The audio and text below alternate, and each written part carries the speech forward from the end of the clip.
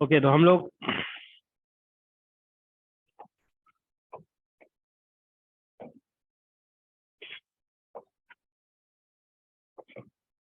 Thermodynamics discuss कर रहे थे, है ना। तो मोस्टली हम लोग अभी जो फोकस कर रहे थे वो फर्स्ट लॉ ऑफ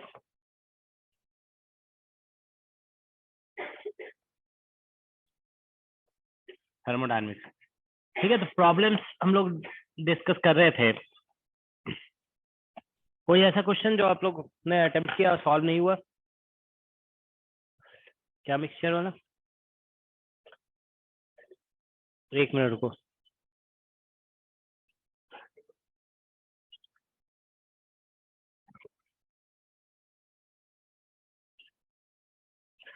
थ्योरी तो तुम लोग का खत्म हो गया था ना, प्रॉब्लम ही तो छोड़े थे, है ना।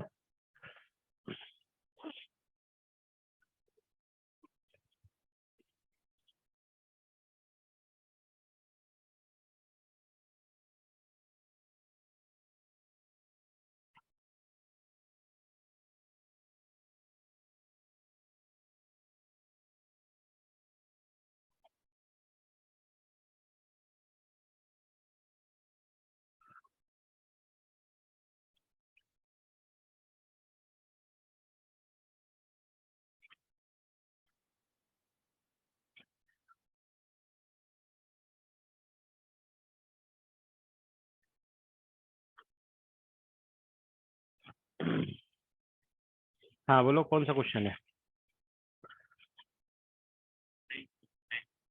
19? कौन सा आसानी? क्या है क्वेश्चन, पढ़ो जरा एक बार।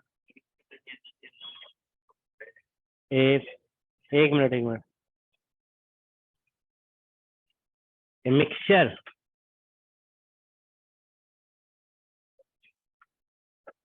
हाँ ठीक है।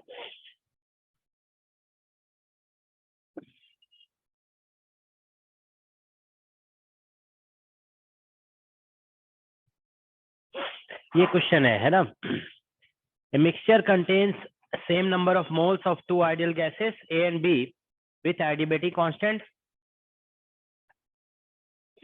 एक दिन क्लास में बताए थे ना, ये क्या बोलते हैं, degree of freedom of mixture नहीं बताए थे? बताए थे ना उस दिन क्लास में। तो वैसे ही तो बनेगा ये, डिग्री ऑफ फ्रीडम निकाल लो। इसमें ऐसा बोला ना, mixture contains same number of moles of two ideal gases A and B with adiabatic constant gamma and gamma B. adiabatic constant of the mixture satisfies. तो मिक्सचर का adiabatic, तो देखो ऐसा हो जाएगा ना, मान लीजिए एनर्जी हम निकालते हैं तो एनर्जी ऑफ ए और प्लस एनर्जी ऑफ बी, ऐसा होगा। ऐसे लिखोगे ना, एनर्जी अगर निकालेंगे तो एनर्जी कैसे लिखते हो? जैसे ये डिग्री ऑफ फ्रीडम ऑफ ए हो जाएगा, ठीक है ना, और इन बाय 2 और इनटू एन ऑफ ए, मतलब मोल, मान लो एन ए लिख दिया गया, और इनटू आर टी। ऐसे ही होता है ना एनर्जी का formula, F/2 N R T. अब प्लस यहाँ पे हो जाएगा एफ ऑफ बी और बाई 2, और यहाँ पे एन ऑफ बी और इनटू आर टी। ये आ गया, ठीक है। तो एफ हम लोग जानते हैं ना कि देखो ये होता है गामा इक्वल टू होता है 1+2/f। तो F/2 जहां पे लिखा है ना, वहां पे लिख दो 1/गामा-1, इतना आ जाएगा। ठीक है ना, यहाँ से देखो 2/f निकालेंगे तो गामा-1 होगा, तो F/2 करेंगे तो 1/गामा-1। ठीक है, तो ये आ रहा है। तो F/2 की जगह 1/गामा-1 लिख सकते हो। तो यहाँ पे ऐसे लिखोगे ना, F/2 है तो ये बन जाएगा 1/गामा-A-1। ठीक है ना, और एन ए और इंटू आर टी, और प्लस ये भी हो जाएगा एन बी और इंटू आर टी, और divided by gamma of B-1 हो गया। Is that okay? तो ये निकल गया टोटल एनर्जी ऑफ सिस्टम। अब अगर हम देखें, क्या बोलते हैं, जैसे इसको जो है ना एक सिंगल, मतलब दोनों को इक्विवेलेंटली एक सिंगल सिस्टम की तरह ट्रीट करेंगे ना, देखो दोनों का एनर्जी ऐड करके निकाले। अब एक सिंगल सिस्टम की तरह करोगे ना, तो इसको ऐसे लिखना पड़ेगा, ये जैसे इसको ऐसे लिख दोगे F/2, और यहाँ पे टोटल नंबर ऑफ मोल हो जाएगा Na प्लस Nb और इंटू आर टी, ऐसे लिखना होगा। अब इसको समझ रहे हो ना, इसको एक सिंगल सिस्टम की तरह हम ट्रीट करते हैं, जिसमें नंबर ऑफ मोल्स कितना होगा, Na प्लस Nb। ठीक है, तो यहां से देखो F की जगह पे फिर F/2 को लिख दोगे ऐसे, ये बन जाएगा Na प्लस Nb और इनटू आर टी, ठीक है ना, और डिवाइडेड बाय गामा माइनस 1 कर देंगे। तो देखो यहाँ से क्या होगा, R T will cancel out from all, okay, तो ये आ जाएगा, इसको इन्वर्ट कर दोगे, इन्वर्ट करोगे ना तो इसमें आ जाएगा गामा माइनस, इसमें निकालना क्या था, गामा ही निकालना था ना, गामा माइनस 1 और ये N A plus N B हो जाएगा, ठीक है, इज इक्वल टू ये हो गया 1/1 डिवाइडेड बाय, और ये हो जाएगा एन ए और divided by gamma A minus 1 और प्लस 1 एन बी और divided by gamma B minus 1, ऐसा आ गया, ठीक है। तो बस यहाँ से निकल जाएगा, ये गामा इक्वल टू ऐसा निकल जा रहा है, क्रॉस मल्टीप्लाई कर दो, 1 plus N A plus N B और डिवाइडेड बाय एन ए और divided by gamma minus gamma of A minus 1 plus N B और divided by gamma of B minus 1, ठीक है, ये आंसर आ रहा है इसका, ठीक है। अब इसमें बोला गया equal number of moles, equal amount बोला गया था, तो इसमें N A equal to N B कर दो, इज इक्वल टू मान लो एन लिख देते हैं, तो इससे कैंसिल हो जाएगा, तो ये गामा इक्वल टू आ जाएगा ऐसा 1 plus 2 divided by 1 by gamma of A minus 1 और plus 1 by gamma of B minus 1, ठीक है। तो ये बेसिकली हो गया, यही आंसर है, ठीक है। तो देखो इसमें मैच कर रहा है कोई सा आंसर, अच्छा इसमें उल्टा ही निकाला हुआ है, ये जो है ना आंसर गामा का नहीं निकाला हुआ है, इसमें 1 बाय गामा माइनस 1, तो यही वाला है, 1 बाय गामा माइनस 1 निकालेंगे ना तो यहाँ से आ जाएगा, देखो ये N A plus N B N N N कर देंगे, 1/2 आ जाएगा, 1 by gamma A minus 1 1 by gamma B minus 1। इसका करेक्ट आंसर तो देखने में लग रहा है ना फर्स्ट ऑप्शन आना चाहिए, है ना, first option should be correct, okay, ठीक है। तो ये फर्स्ट ऑप्शन करेक्ट आ जाएगा। बस देखो ऐसे क्वेश्चन जब भी होते हैं ना, ध्यान रखोगे, इक्विवेलेंट का क्वेश्चन जब भी आता है, ठीक है ना, जानते हो ये बहुत ही कॉमन टाइप का क्वेश्चन है, जैसे मतलब कभी कभी जानते हो ये आप लोग देखोगे कि इसमें होता था, मतलब क्लास 11th में ऐसे क्वेश्चन होते थे कि जैसे एक रॉड है और एक रॉड ऐसा है, ठीक है ना, इसका coefficient of thermal expansion alpha 1 है, इसका coefficient of thermal expansion alpha 2 है, ठीक है ना, इसका लेंथ एल नॉट, इसका लेंथ एल नॉट। अब बोलते थे कि इसका equivalent coefficient of thermal expansion कितना होगा, तो हम लोग क्या करते हैं, इसको मान लो हीट किया टी टेम्परेचर से, इसका लेंथ बढ़ा, इसका लेंथ बढ़ा, ठीक है ना, टोटल लेंथ में चेंज निकाल देते हैं, और फिर उसको जो है ना टोटल लेंथ एक बार मान लेते हैं कि एक सिंगल में रॉड है जिसका लेंथ कितना है 2L, और उससे फिर लेंथ में चेंज निकालते हैं, दोनों को इक्वेट करते हैं, तो फिर आंसर आ जाता है इक्विवेलेंट का। तो ऐसे इक्विवेलेंट समझ रहे हो ना, इक्विवेलेंट का क्वेश्चन जब भी आएगा ना तो पहले क्या करना है, दोनों से इंडिविजुअली जैसे टोटल एनर्जी निकाला गया, अब इसको एक सिंगल सिस्टम मान लेंगे जिसमें टोटल नंबर ऑफ मोल्स कितना है Na प्लस NB, तो बस यहाँ से डिग्री ऑफ फ्रीडम निकल जाएगा, ठीक है ना। तो ऐसा क्वेश्चन सिर्फ इसमें नहीं आता है, देखो आप लोग मेथड पे ध्यान दिया करो, ऐसा क्वेश्चन जैसे हम बता रहे हैं ना कि दो रॉड्स हैं, थर्मल कोएफिशिएंट इसका एक्सपेंशन कोएफिशिएंट अल्फा 1 अल्फा 2 है, अब बोला जा सकता है कि इसका इक्विवेलेंट थर्मल कोएफिशिएंट कितना होगा, समझ गए ना। तो हम क्या करेंगे, change in length in this, change in length in this, total length change में टोटल चेंज इन लेंथ निकालेंगे, और फिर इसका लेंथ फिर एक सिंगल रॉड मानेंगे जिसका लेंथ कितना हो जाएगा, this length plus this length, मतलब कितना हो जाएगा 2L नॉट, जैसे यहाँ पे टोटल मोल निकाला ना Na प्लस NB करके, फिर उसमें चेंज इन लेंथ निकालेंगे, ठीक है, और फिर दोनों को इक्वेट कर देंगे, तो फिर हमारा इक्विवेलेंट थर्मल कोएफिशिएंट निकल जाएगा, ठीक है ना। तो इस तरीके से क्वेश्चन आता है एग्जाम में, ठीक है ना, ठीक है। और कोई क्वेश्चन,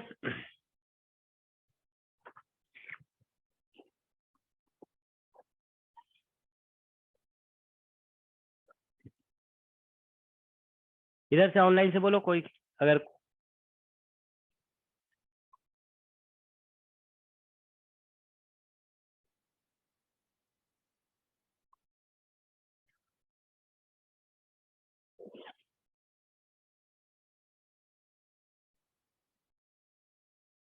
ट्वेंटी सिक्स, एक मिनट,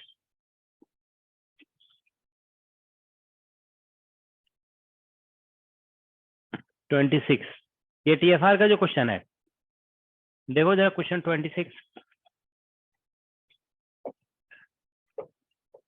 इसमें देखो लिखा गया है, a tyre is slowly pumped to a pressure of 2 atmosphere in an environment of 15 degree Celsius, at this point it burst, assuming sudden expansion of air that was inside the tire to be adiabatic। तो इसमें लिख दिया है ना कि process को क्या माना जा रहा है, आइडियाबेटिक, ठीक है ना, its temperature after the burst is, ठीक है ना, तो इसका टेम्परेचर आफ्टर द बर्स्ट क्या होगा, ठीक है। तो देखो ऐसा है कि जैसे मान लो, एक मिनट, पहले कुछ पैरामीटर्स नोट कर लेते हैं इसमें। इनिशियल प्रेशर कितना बोला गया? What is the initial pressure? P not, atmospheric pressure के इक्वल, यही है ना? और ठीक है, इनिशियल टेम्परेचर इसका जो दिया हुआ है T1, that is equal to 15 plus 273। Ideal gas equation वगैरह जो हम लोग लिखते हैं ना, जो भी इन सब में केल्विन में लिखा जाता है, ठीक है ना? तो ये इतना केल्विन हो जाएगा, 273 ऐड कर दिए। Okay, after the burst. तो देखो ऐसा होगा ना कि टायर, देखो ये टायर है मान लो, अब इस टायर में एयर फिल्ड है। देखो इसमें जो है ना, हमने एयर फिल कर दिया, there is some air filled in it. तो इसका प्रेशर जो है ना पी नॉट है। बाहर में प्रेशर कितना है? 3। अंदर में प्रेशर जो है ना 2 पी नॉट है, और बाहर में कितना है? पी नॉट, ठीक है ना? अब आप बताइए कि ये जब बस्ट करेगा तो प्रेशर फिर क्या होगा? अंदर का बाहर का दोनों बराबर हो जाएगा। तो अंदर में तो एयर कम है ना, मतलब बाहर में तो पूरा एटमॉस्फेयर ही है, तो अंदर वाले का प्रेशर बाहर वाले के इक्वल हो जाएगा। तो जब ये बस्ट करेगा ना, व्हेन इट बस्ट,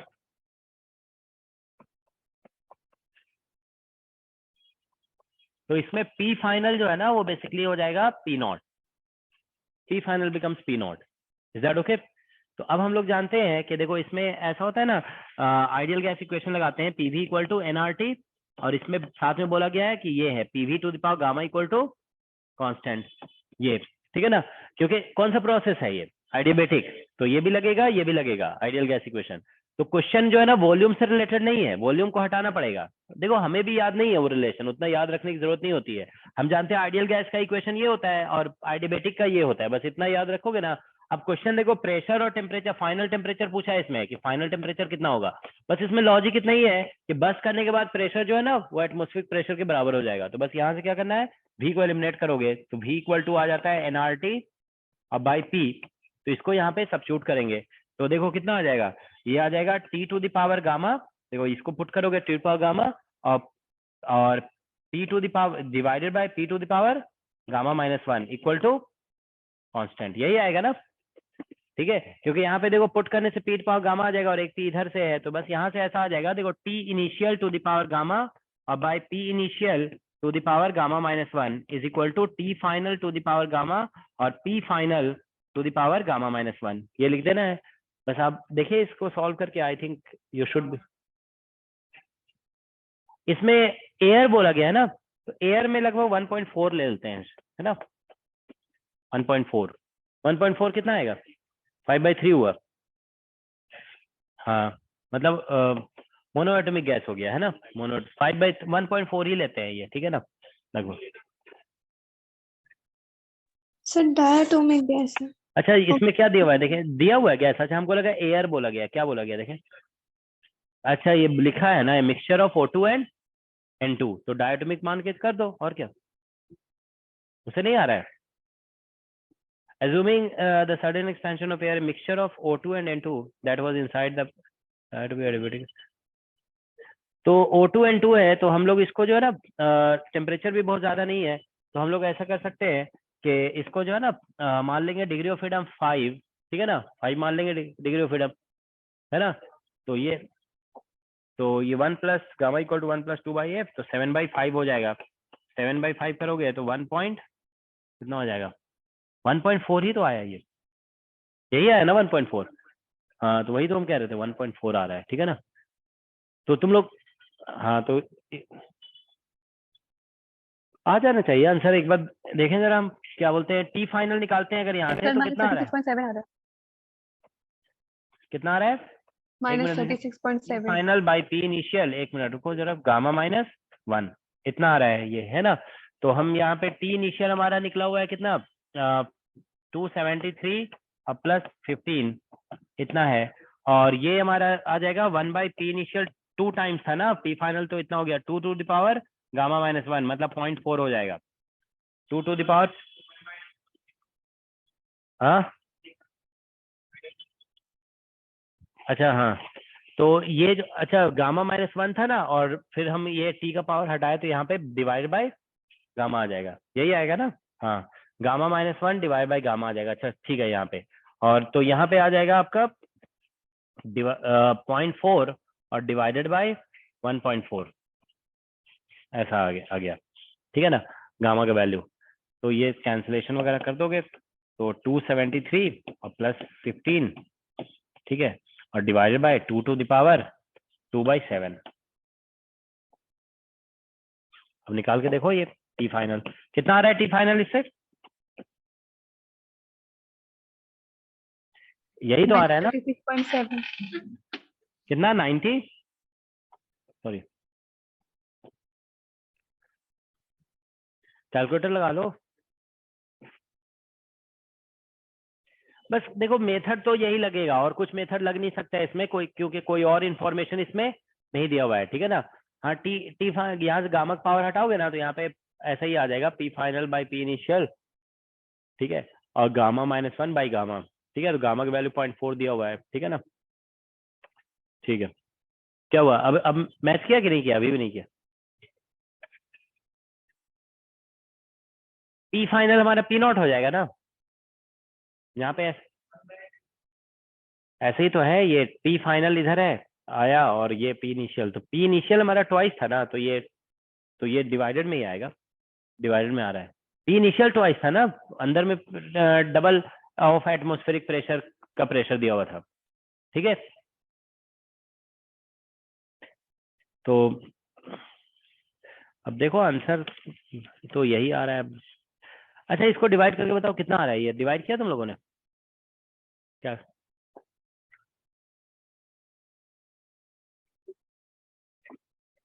2 3 6 2 5 2 4, चल जो भी है, डिग्री सेल्सियस, सॉरी इतना केल्विन, इतना केल्विन, इतना केल -237 है ना। हाँ तो 273 माइनस कर दो ना, तो इसमें -273 करेंगे तो ये कितना आ जाएगा, लगभग 3 आ जाएगा। 13 में नहीं, उल्टा हो जाएगा ना, 13 में 6 गया तो 6 हो जाएगा, उल्टा उल्टा करना पड़ेगा, ठीक है ना। हाँ तो आ रहा है -36.7, इतना आ रहा है, तो ये आंसर दिया हुआ है। हाँ तो ठीक है, यही आएगा और क्या। हाँ तो -37, इसके क्लोजेस्ट आंसर तो यही दिया हुआ है ना, तो ठीक है यही आएगा। ओके ओके, कोई और ऐसा क्वेश्चन जो अटेम्प्ट किया तुम लोगों ने और नहीं हुआ। क्वेश्चन 28। तुम लोग की आवाज क्लियर नहीं आ रही, कौन सा 28। 28। ठीक है देखते हैं 28, देखो जरा 28 नंबर क्वेश्चन क्या है। 28 देखो, it says a box of volume V containing 4 moles of ideal monoatomic gas at temperature 2T naught is connected to another ideal box containing 8 mole of a non-linear triatomic gas at temperature 4T naught। एक minute, question number 28 है, देखो इसमें लिखा गया है a box of volume V containing 4 mole of ideal gas at temperature, तो एक box है जिसका वॉल्यूम है V, इसमें 4n = 4 मोल्स है, मोनोएटमिक गैस है, डिग्री ऑफ फ्रीडम जो है 3 है, ठीक है, टेम्परेचर T0 है, टेम्परेचर 2 T0 है, 2 T0 is connected to another identical box, एक दूसरा बॉक्स है, ऐसे बना दो, ठीक है ना, इधर से, इसका भी वॉल्यूम उतना ही दिया हुआ है V, ठीक है ना, कंटेनिंग, इसमें नंबर ऑफ मोल 8 है, ठीक है, और इसका टेम्परेचर जो दिया हुआ है ना, टेम्परेचर इसका दिया हुआ था 40 नॉट, ठीक है। There are not thermal losses and the heat capacity of boxes are negligible if both the air and the gases are mixed. Ideal mono containing non linear, अच्छा इसमें ट्राई एटॉमिक आइडियल गैस बोला गया है ना, non linear try atomic ideal gas at temperature 40 naught, ठीक है। If both the air and the gases are mixed, the mixture behave like, अच्छा mixture कैसा बिहेव करेगा वो पूछा जा रहा है, ठीक है ना। तो इसमें जो है ना यहाँ पे डिग्री ऑफ, इसका डिग्री ऑफ फ्रीडम समथिंग अलग होगा, ठीक है ना, ये पहला वाला मोनोएटॉमिक गैस है ना, और ये डिग्री इस ये कैसा बोला गया, नॉन लीनियर ट्राईएटॉमिक, यही बोला गया ना, non linear try atomic gas है ये। ओके, तो देखो इसमें non linear try atomic gas है, तो इसमें अगर हम देखें, क्या कह रहे हो, देखो ये ऐसा है ना, non linear try atomic gas, इसका टेम्परेचर जो है ना 2T0 है, इसका कितना दिया हुआ था 4T0, ठीक है ना, थोड़ा सा ऐसा है। तो इसमें जानते हो टेम्परेचर थोड़ा सा डबल जैसा है ना, मान लो अगर जैसे मान लो ये अगर रूम टेम्परेचर पे भी होगा, ठीक है ना, तो ये रूम टेम्परेचर का डबल होगा, थोड़ा सा टेम्परेचर हाई हो गया ना।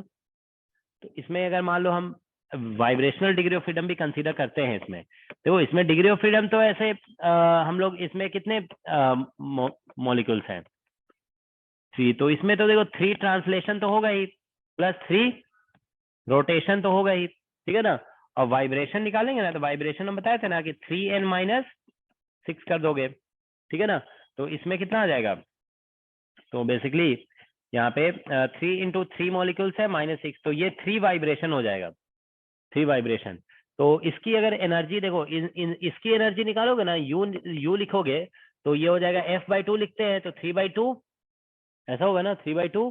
और नंबर ऑफ मोल्स एक बार पहले फॉर्मूला लिख देते हैं, देखो यहाँ पे, तो F/2 और इंटू nRT ऐसे लिखते हैं हम लोग, ठीक है ना। तो F की जगह हो गया 3/2 और n की जगह हो गया कितना, n की जगह 4 और R और T की जगह पे 2T0। तो ये तो इसका एनर्जी हो गया U1 बोल देते हैं इसे, बॉक्स 1 का, ठीक है ना। अब बॉक्स 2 का लिखेंगे ना, तो देखो इसमें एक्चुअली तरीके 2 होते हैं लिखने का, या तो फिर हम अलग अलग KT निकालें, इसका कंट्रीब्यूशन बोलेंगे 3/2 KT, इसका 3/2 KT और इसका 3 KT, 3 वाइब्रेशन है तो 3 KT हो जाएगा। तो मतलब कितना हो गया, इससे आ गया 3/2 और इससे भी 3, तो मतलब टोटल कितना हो गया 6 है ना, 6 KT हो गया। तो मतलब इसका जो है ना, इसका आ जाएगा 6 और बेसिकली nRT। वो मान लो अभी लिख देते हैं, ठीक है ना, डबल जैसा था ना तो ऐसे लिख देते हैं, अभी देखते हैं ना, आंसर नहीं मैच करेगा तो चेंज कर देंगे, ठीक है ना। ये अभी ऑप्शन देखा नहीं है ना, ऑप्शन को भी तो अभी देखेंगे, ठीक है ना। तो देखो ये समझ में आया ना, देखो 6 हो गया यहाँ पे, ऐसा ही होता है ना, देखो F/2 लिखते थे हम लोग, तो वो F/2 तो एनर्जी का कंट्रीब्यूशन ही आता था ना 6, और KT आएगा ना, तो KT को जब n से मल्टीप्लाई कर, आप लोग को समझ में आ रहा है ना, ऐसे लिखना है 6 KT तो हो गया एक मोलिकुल का एनर्जी, और n से मल्टीप्लाई करोगे ना तो फिर n को लिखोगे number of mole into Avogadro number, तो एवोगाड्रो नंबर से ये क्या बन जाएगा R, और ये नंबर ऑफ मोल आ जाएगा, तो 6nRT लिखेंगे। अब इसमें नंबर ऑफ मोल कितना दिया हुआ था 8 लिखो R, और टेम्परेचर की जगह 4T0, ऐसा हो गया। तो ये कितना हो गया, ये हो गया, इधर से सब मल्टीप्लाई करो, 8 चौके 32 और 32 को 6 से मल्टीप्लाई करना है, 12 192 आ रहा है, 192 RT0 इतना आ रहा है, ये U2 हो गया, ठीक है ना। तो इतना आ रहा है, U1 को भी थोड़ा सा सिंप्लीफाई कर देते हैं ना, U1 = इधर से कैंसिल हो जाएगा 2, 12 RT0 है ये, इज दैट ओके, ऐसे लिख दिए। अब देखो हम लोग ये सब लिख चुके हैं ना, अब हम ये करने जा रहे हैं कि इसमें देखो U1 + U2 लिख देते हैं, U1 + U2 that is U, तो इधर ऐड करो, ठीक है ना। तो 4 0 और 2 204 हो गया RT0, ऐसे ही आ रहा है ना, इज दैट ओके। तो ये हमारा इसका एनर्जी निकल गया। अब इधर लिखेंगे ना, तो देखो ऐसे लिख देते हैं F/2 और यहाँ पे हो जाएगा N1 + N2 और इंटू RT।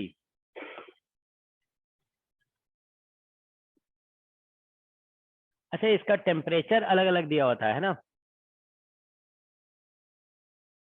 ठीक है, तो इसमें जो है ना, अच्छा टेम्परेचर भी अलग अलग दिया हुआ था इसका, ओके, क्या कह रहे हो, तो एनर्जी का लॉस नहीं हुआ, थर्मल लॉस का मतलब क्या हुआ, हाँ टेम्परेचर ऐसा ऐड नहीं होता है, ठीक है ना। तुमने कहाँ पढ़ा कि टेम्परेचर ऐसा ऐड होता है, हाँ अरे लॉस नहीं हुआ तो क्या हो, टेम्परेचर का लॉस तो नहीं होता है ना, नो थर्मल लॉस का मतलब क्या होता है, एनर्जी का लॉस नहीं हुआ। क्या कभी ऐसा सुना है कि टेम्परेचर का लॉस नहीं हुआ, हाँ लॉस नहीं होने का मतलब जानते हो, एनर्जी का लॉस नहीं हुआ ये मतलब होता है, ठीक है ना। टेम्परेचर के लॉस के बारे में बात नहीं करते हैं, ठीक है ना।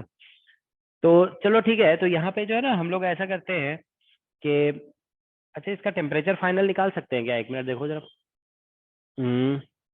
इसका फाइनल टेम्परेचर निकाल लेते हैं। ये जो है ना बिना इसके निकाले हुए नहीं बनेगा, ठीक है ना। तो इसका फाइनल टेम्परेचर देखो ऐसे करना पड़ेगा, U1 प्लस, क्योंकि हमें क्या बताना है इसका मतलब this mixture will behave as which type of gas, ये बताना है ना। मतलब हम डिग्री ऑफ फ्रीडम निकाल लेंगे ना तो उसी से पता चलेगा। तो उसके लिए हमें क्या चाहिए? टेम्परेचर। तो इसको हमें जानते हो ऐसे करना पड़ेगा। देखो U1 plus U2 is equal to, पहले ऐसे लिखो U1 prime plus U2 prime, ऐसे लिखेंगे। तो इधर से हमारा देखो कितना निकला बता, 6 और कितना था ये वाला है ना 12R है ना, सॉरी एक मतलब ये ऐसा था आर, नहीं इसमें जो है ना थोड़ा सा मतलब ऐसा करना पड़ेगा। चलो अभी हम लिख देते हैं, समझ में आ जाएगा। 12R कितना था यहाँ पे T नॉट, और प्लस U2 कितना था 192R और T नॉट। अब इसको लिखेंगे ना U1 प्राइम्ड, तो अब हम मान के चलेंगे दोनों को मिक्स किया गया ना तो टेम्परेचर सेम हो गया। देखो ध्यान दोगे तो टेम्परेचर सेम हो जाएगा। तो हम जानते हो क्या करने वाले, आप ऐसे देखो, एक मिनट समझ लोगे। यहाँ पे जो टेम्परेचर है ना, ये 2T जो लिखा हुआ था ना उसकी जगह T लिखने वाले हैं।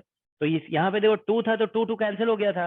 अब हम अगर T लिखेंगे तो कितना आएगा, ये 12/2 तो कितना आएगा 6। तो इसमें ऐसे लिखना पड़ेगा आपको 6R और इंटू T प्लस, समझ में आ रहा है ना, यहाँ 2T नॉट था ना तो इसलिए इनिशियल टेम्परेचर। अब इसमें देखो यहाँ पे इसमें जो U2 निकाल रहे थे ना, तो U2 में यहाँ पे क्या लिखा हुआ था, U2 में 4 लिखा हुआ था। हम यहाँ पे क्या लिखेंगे अब, T लिखेंगे, ठीक है ना। तो T लिखेंगे तो यहाँ पे कितना हो जाएगा 48RT, ठीक है ना। तो यहाँ पे आ जाएगा 48RT। समझ में आ रहा है सभी को क्या कैसे किया जा रहा है? देखो गैस तो वही रहेगा ना, gas will remain as it is, ठीक है ना, जैसा है वैसा ही रहेगा। बस अब 2T की जगह पे क्या लिखना होगा, दोनों इक्विलिब्रियम में आ जाएंगे तो इसका टेम्परेचर सेम हो जाएगा। तो हमको यहाँ पे 2T की जगह भी T लिखना होगा और 4T की जगह भी T लिखना होगा। तो वही हम देखो जहां जहां 2T लिख करके एनर्जी निकाला गया था ना वहां T लिख देने वाले हैं हम, ठीक है ना। तो ये T लिख रहे हैं, ठीक है ना। तो यहाँ पे बेसिकली इस तरह से आ जाएगा। ओके, हाँ कहाँ पे, यहाँ पे नहीं इतना ही आएगा ना।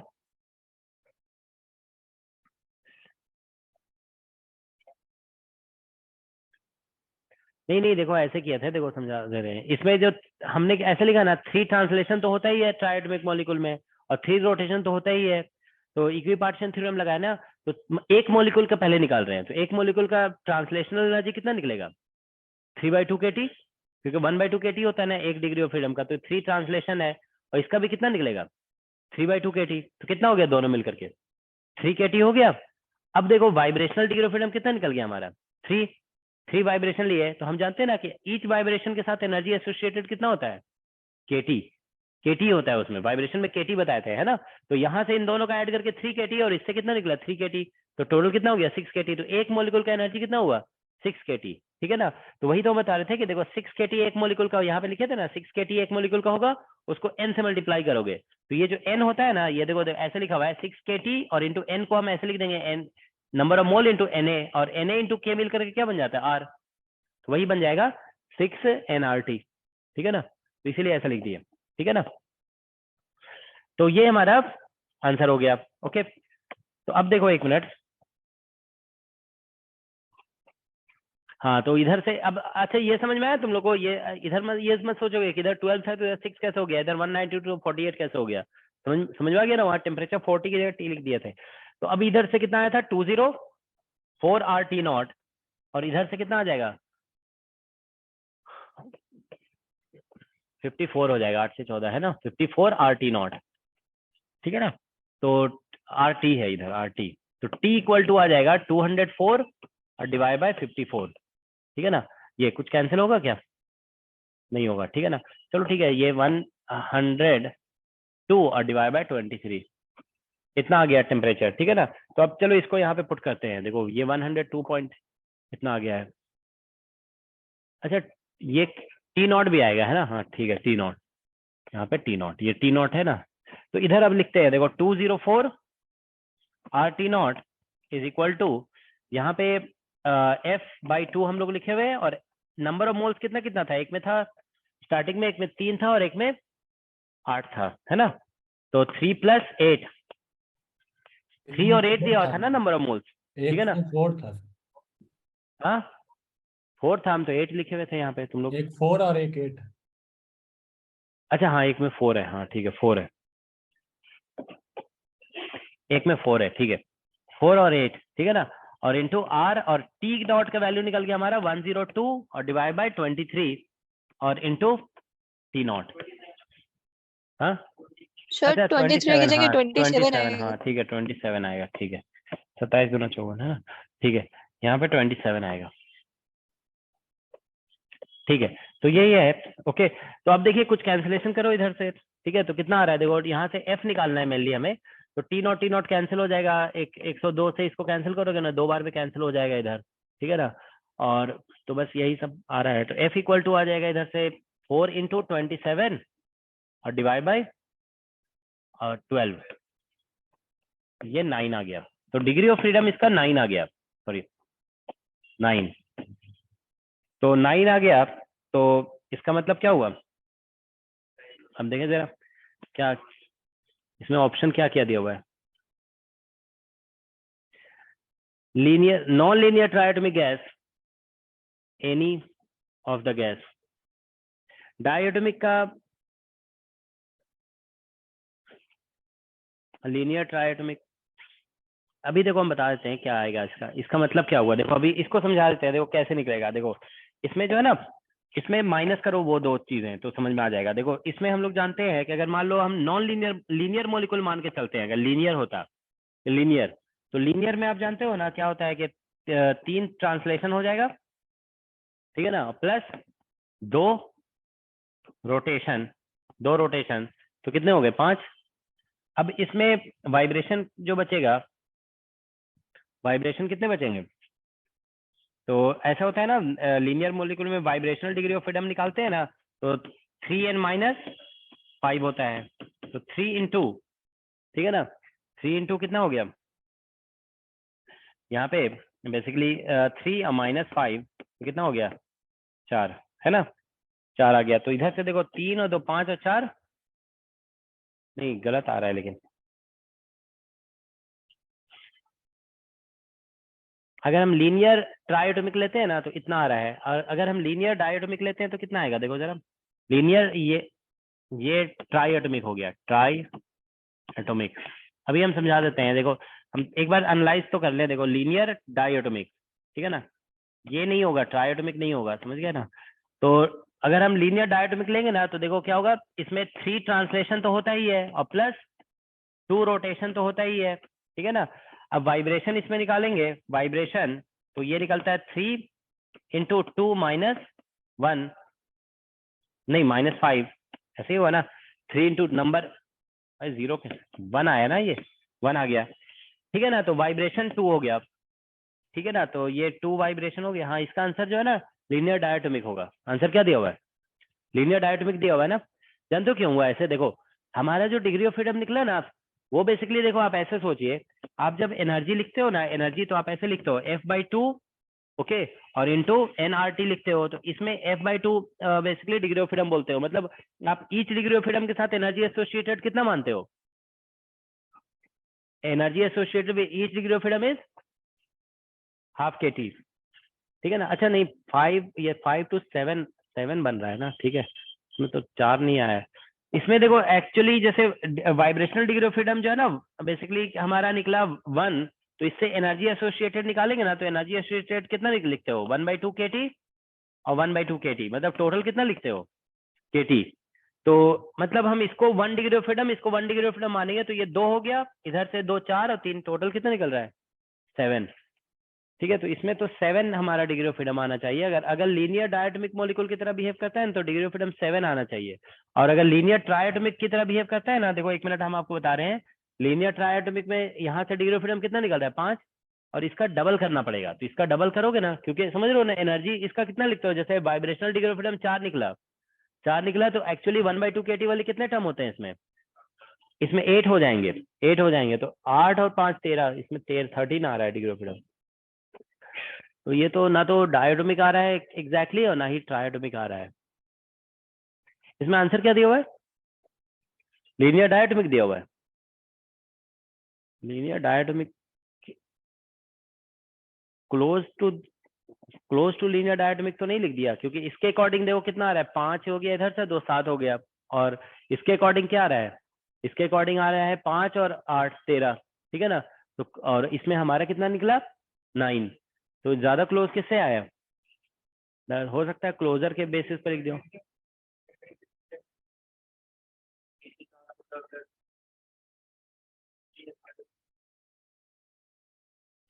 अच्छा कहीं वाइब्रेशनल ऐसा तो नहीं किया कि इसमें मतलब जो है ना वाइब्रेशन को नेग्लेक्ट, अच्छा वाइब्रेशन को अगर नेग्लेक्ट करेंगे तब तो लीनियर मतलब ये वाइब्रेशन को अगर हम नेग्लेक्ट कर देंगे, अच्छा तो लीनियर डायटोमिक और लीनियर ट्रायटोमिक में कोई डिफरेंस ही नहीं रहेगा क्या।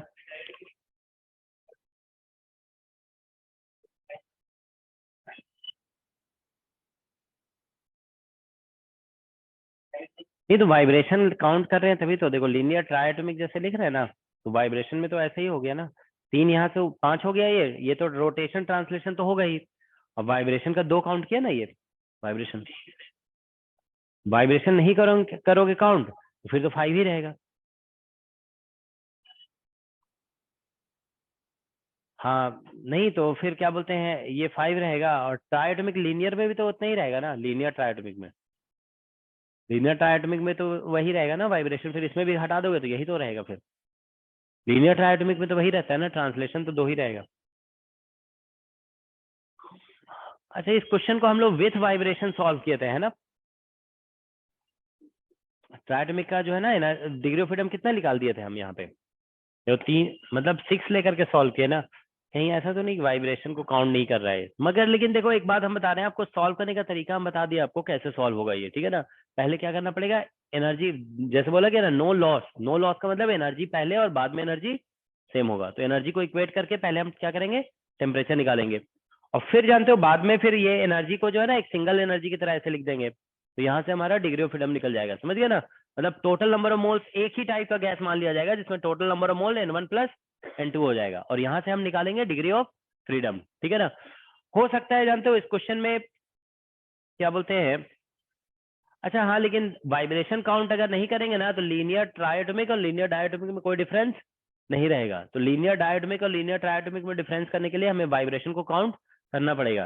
तो हो सकता है जानते हो इसका आंसर जानते हो, देखो इसके अकॉर्डिंग समझ रहे हो ना, यहाँ पे देखो लीनियर डायटोमिक में डिग्री ऑफ फ्रीडम कितना निकल रहा है 7 निकल रहा है, लीनियर ट्रायटोमिक में निकालोगे ना तो देखो जो भी वाइब्रेशनल डिग्री ऑफ फ्रीडम निकल रहा है ना यहाँ पे इस कैलकुलेशन से, उसमें एक्चुअल में हम डिग्री ऑफ फ्रीडम की बात जब करते हैं ना तो ध्यान रखोगे इसमें देखो कितना बोलोगे 5, और ये जो 4 निकला ना उसका डबल कर देंगे, ठीक है ना, तो कितना हो जाएगा 8 और 5 13 हो जाएगा। तो हो सकता है कि इसमें जानते हो क्लोज टू किस आ रहा है, इससे आ रहा है ना, तो इसीलिए इसको लिख दिया गया, ठीक है ना। एक्चुअल में आंसर हमारा 9।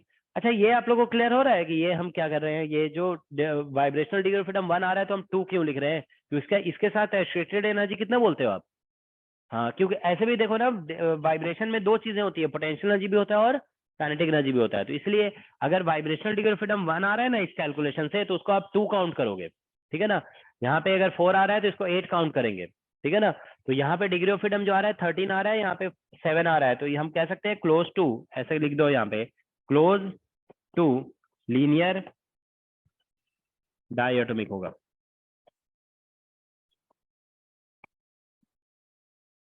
तो इसी हम जानते हो लीनियर डायटोमिक मॉलिक्यूल के क्लोज आ रहा है ये, ठीक है ना, it is close to linear diatomic molecule, okay, because हम लोग का आंसर जो आया वो 9 आया, ठीक है ना, और यहाँ पे जो आ रहा है वो 7 आ रहा है, तो इसीलिए इसका आंसर ये होगा, ठीक है। ऐसे मेथड पे ध्यान दोगे, मेथड देखो कैसे सॉल्व किया गया, कैसे निकाला गया टेम्परेचर, और फिर बाद में कैसे निकाला गया डिग्री ऑफ फ्रीडम, समझ में आया सभी को ना। देखो पहले एनर्जी निकाला गया दोनों का, बाद में हम ये मानकर चले कि एक सिंगल सिस्टम बन गया, तो एनर्जी जो निकला बाद में एक एनर्जी से लिख देंगे F/2 और टोटल मोल इंटू RT, और पहले अगर हम एनर्जी कंजर्वेशन लगाते हैं ना तो देखो पहले जो एनर्जी हम लिख रहे थे ना वही एनर्जी बाद में लिखेंगे, बस टेम्परेचर को चेंज किया गया है, तो यहाँ पे 2T0 की जगह बस T सब्स्टिट्यूट किया गया और 4T0 की जगह T सब्स्टिट्यूट किया गया यहाँ पे इस फॉर्मूले में, U1 U2 वही यूज किया हम यहाँ पे, बस टेम्परेचर चेंज किया तो उससे टेम्परेचर निकल जाएगा। इस क्वेश्चन में अगर ये पूछा जाता है ना what is the final temperature, तो आंसर यही होगा, this is the final temperature, ठीक है ना। ऑल राइट, ठीक है, इसका आंसर इसीलिए डायटोमिक दे रहा है, उसके क्लोज आ रहा है आंसर, ठीक है ना। ऑल राइट, नेक्स्ट क्वेश्चन,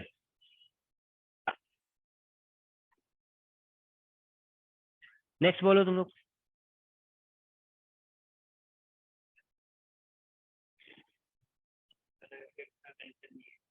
क्या?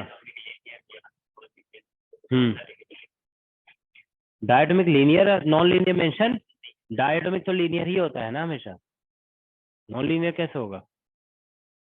ओके, ट्राइएटोमिक से नॉन लीनियर स्टार्ट होता है ना, डायटोमिक तो लीनियर ही होता है।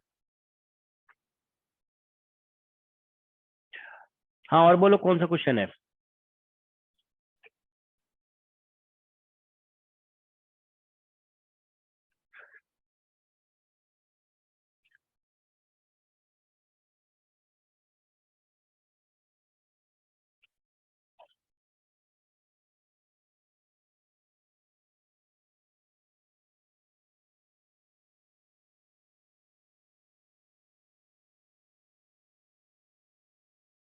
एक बोले थे हम तुम लोग को एफिशिएंसी वाला ट्राई करने के लिए, क्वेश्चन टीएफआर का 66 बोले थे ना लास्ट क्लास में, ट्राई किया था तुम लोगों ने? हो गया था? ये शायद हम पहले भी करा चुके हैं ना ये।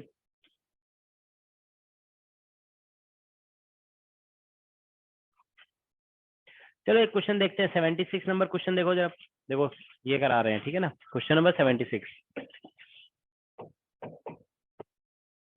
तो इसमें क्या लिखा गया है? 1 mole of an ideal monatomic gas at pressure P, volume V and temperature T is expanded isothermally to volume 4V after the gas is heated isochorically at constant volume till its pressure becomes P. If R is the universal gas constant, total heat transfer in the process in units of RT. ठीक है ना? देखो 1 mole of ideal gas है, ये initially ऐसा है, इसको अगर हम पीवी डायग्राम पे शो करते हैं, देखो ये P हो गया और ये V डायग्राम है, ठीक है। It says 1 mole of an ideal gas at pressure P, volume V and temperature T is expanded isothermally. तो देखो आइसोथर्मल ग्राफ ऐसे बनता है, ये ऐसे हो जाएगा, ठीक है ना। तो यहाँ पे पहले वॉल्यूम V था इसका, यहाँ पे वॉल्यूम हो गया 4V, ठीक है। Thereafter the gas is isothermal heated, the gas is heated isochorically, ठीक है ना। तो अब कांस्टेंट वॉल्यूम पे हीट कर दिया गया, सो दैट प्रेशर इसका फिर से P हो गया यहाँ तक, ठीक है ना, उसी लेवल पे पहुंच गया ये, it has reached the same level. Okay, pressure becomes P if R is the universal gas constant total. तो बस यहाँ से यहाँ तक ये प्रोसेस यही है, तो टोटल हीट ट्रांसफर्ड निकालना है इसमें, ठीक है ना, टोटल हीट ट्रांसफर्ड।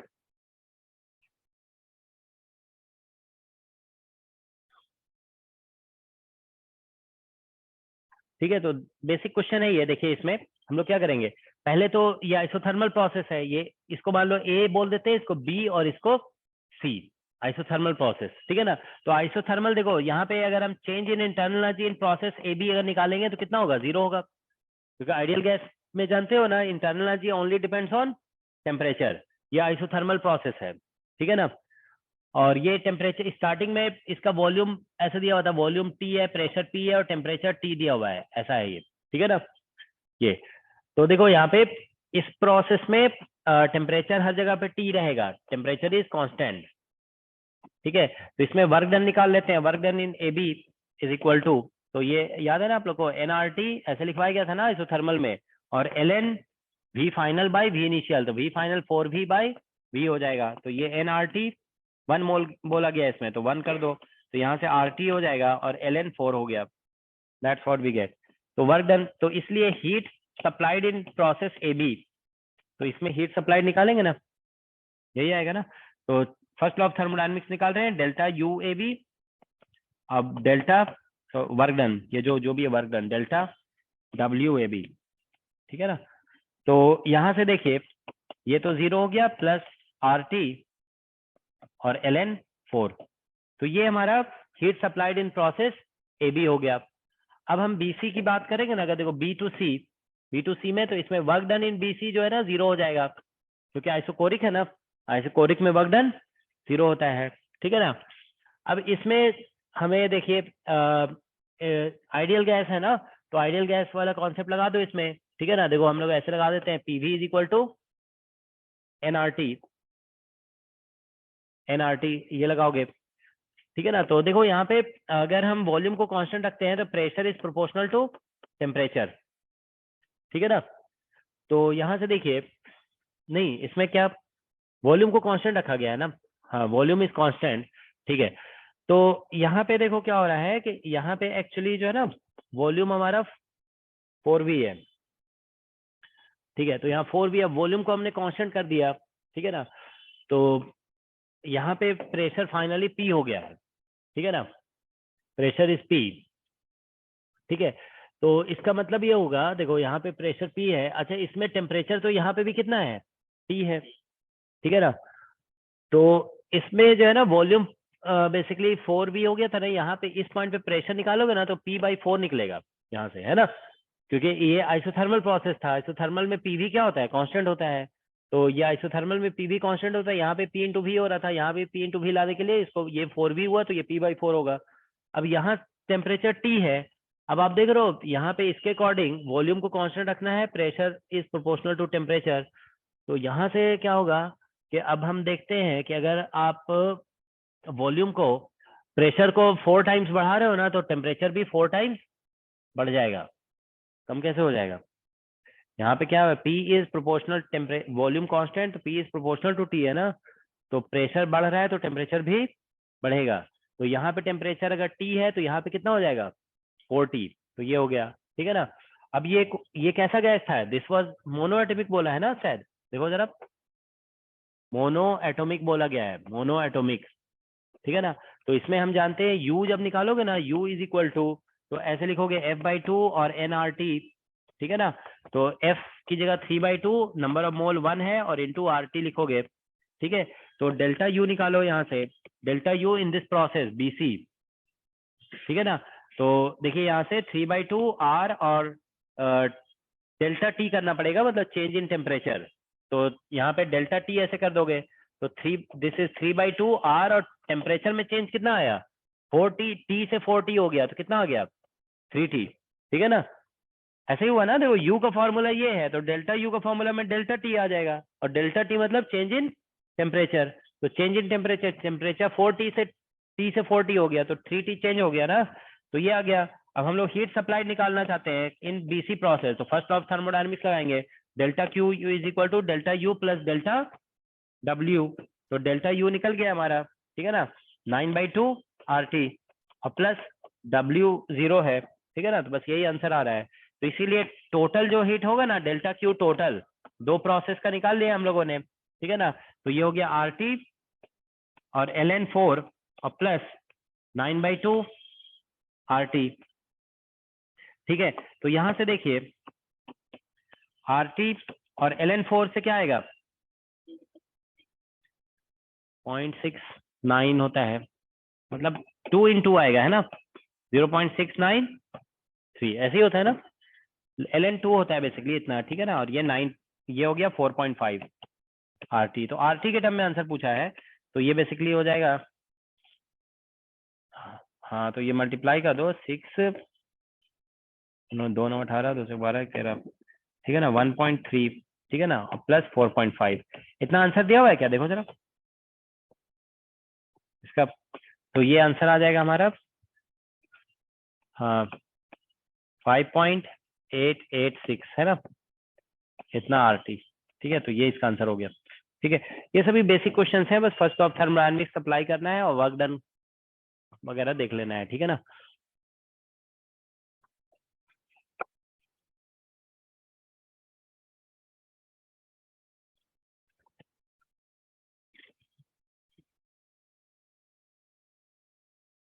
ये तो करा ही दिए थे।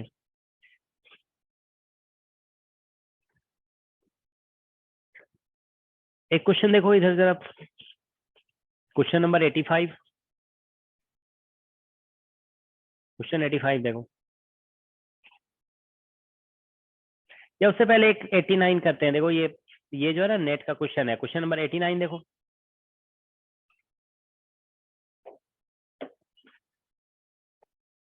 क्वेश्चन नंबर 89 क्या लिखा है देखें, two ideal gases in box are initially separated by partition, let N1 V1 and N2 V2 be the number of particles and volume occupied by the two system. When the partition is removed,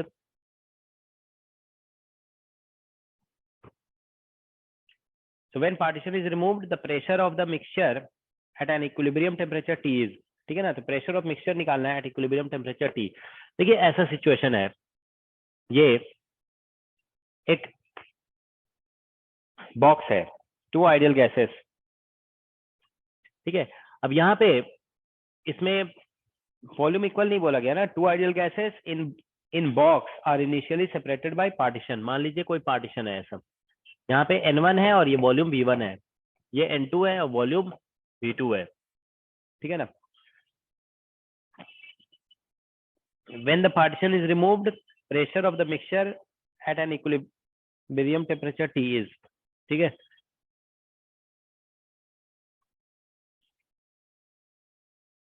question थोड़ा सा incomplete जैसा लग रहा है ना.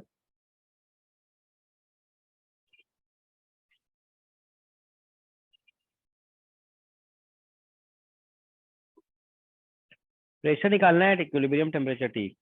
चलो देखते हैं. हमें स्टार्टिंग में कुछ बताया नहीं है कि प्रेशर इक्वल है या अनइक्वल है, ऐसा कुछ बताया नहीं गया है इधर जो है ना. प्रेशर के बारे में कोई इन्फॉर्मेशन नहीं है, ठीक है ना. तो मतलब बाद में ऐसा सिचुएशन हो जाएगा कि ये पार्टीशन को रिमूव कर दिया गया, ठीक है ना. देखो ऐसा है, पार्टीशन को रिमूव कर दिया गया, ठीक है. तो यहाँ पे ऐसा हो जाएगा कि टोटल नंबर ऑफ मॉलिक्यूल्स कितना हो जाएगा, N1 प्लस N2, और वॉल्यूम हो जाएगा V1 प्लस V2. अब इसका टेम्परेचर T हो गया है, टेम्परेचर T, तो बोला जा रहा है कि इसका प्रेशर कितना होगा. बस यही क्वेश्चन है, ठीक है ना. That is the question.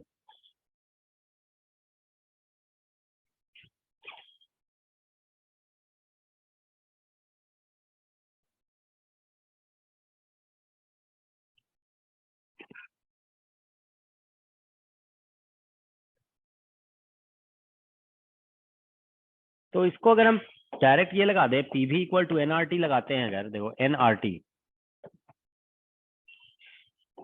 ठीक है. इसमें N1 into number of moles दिया हुआ है, क्या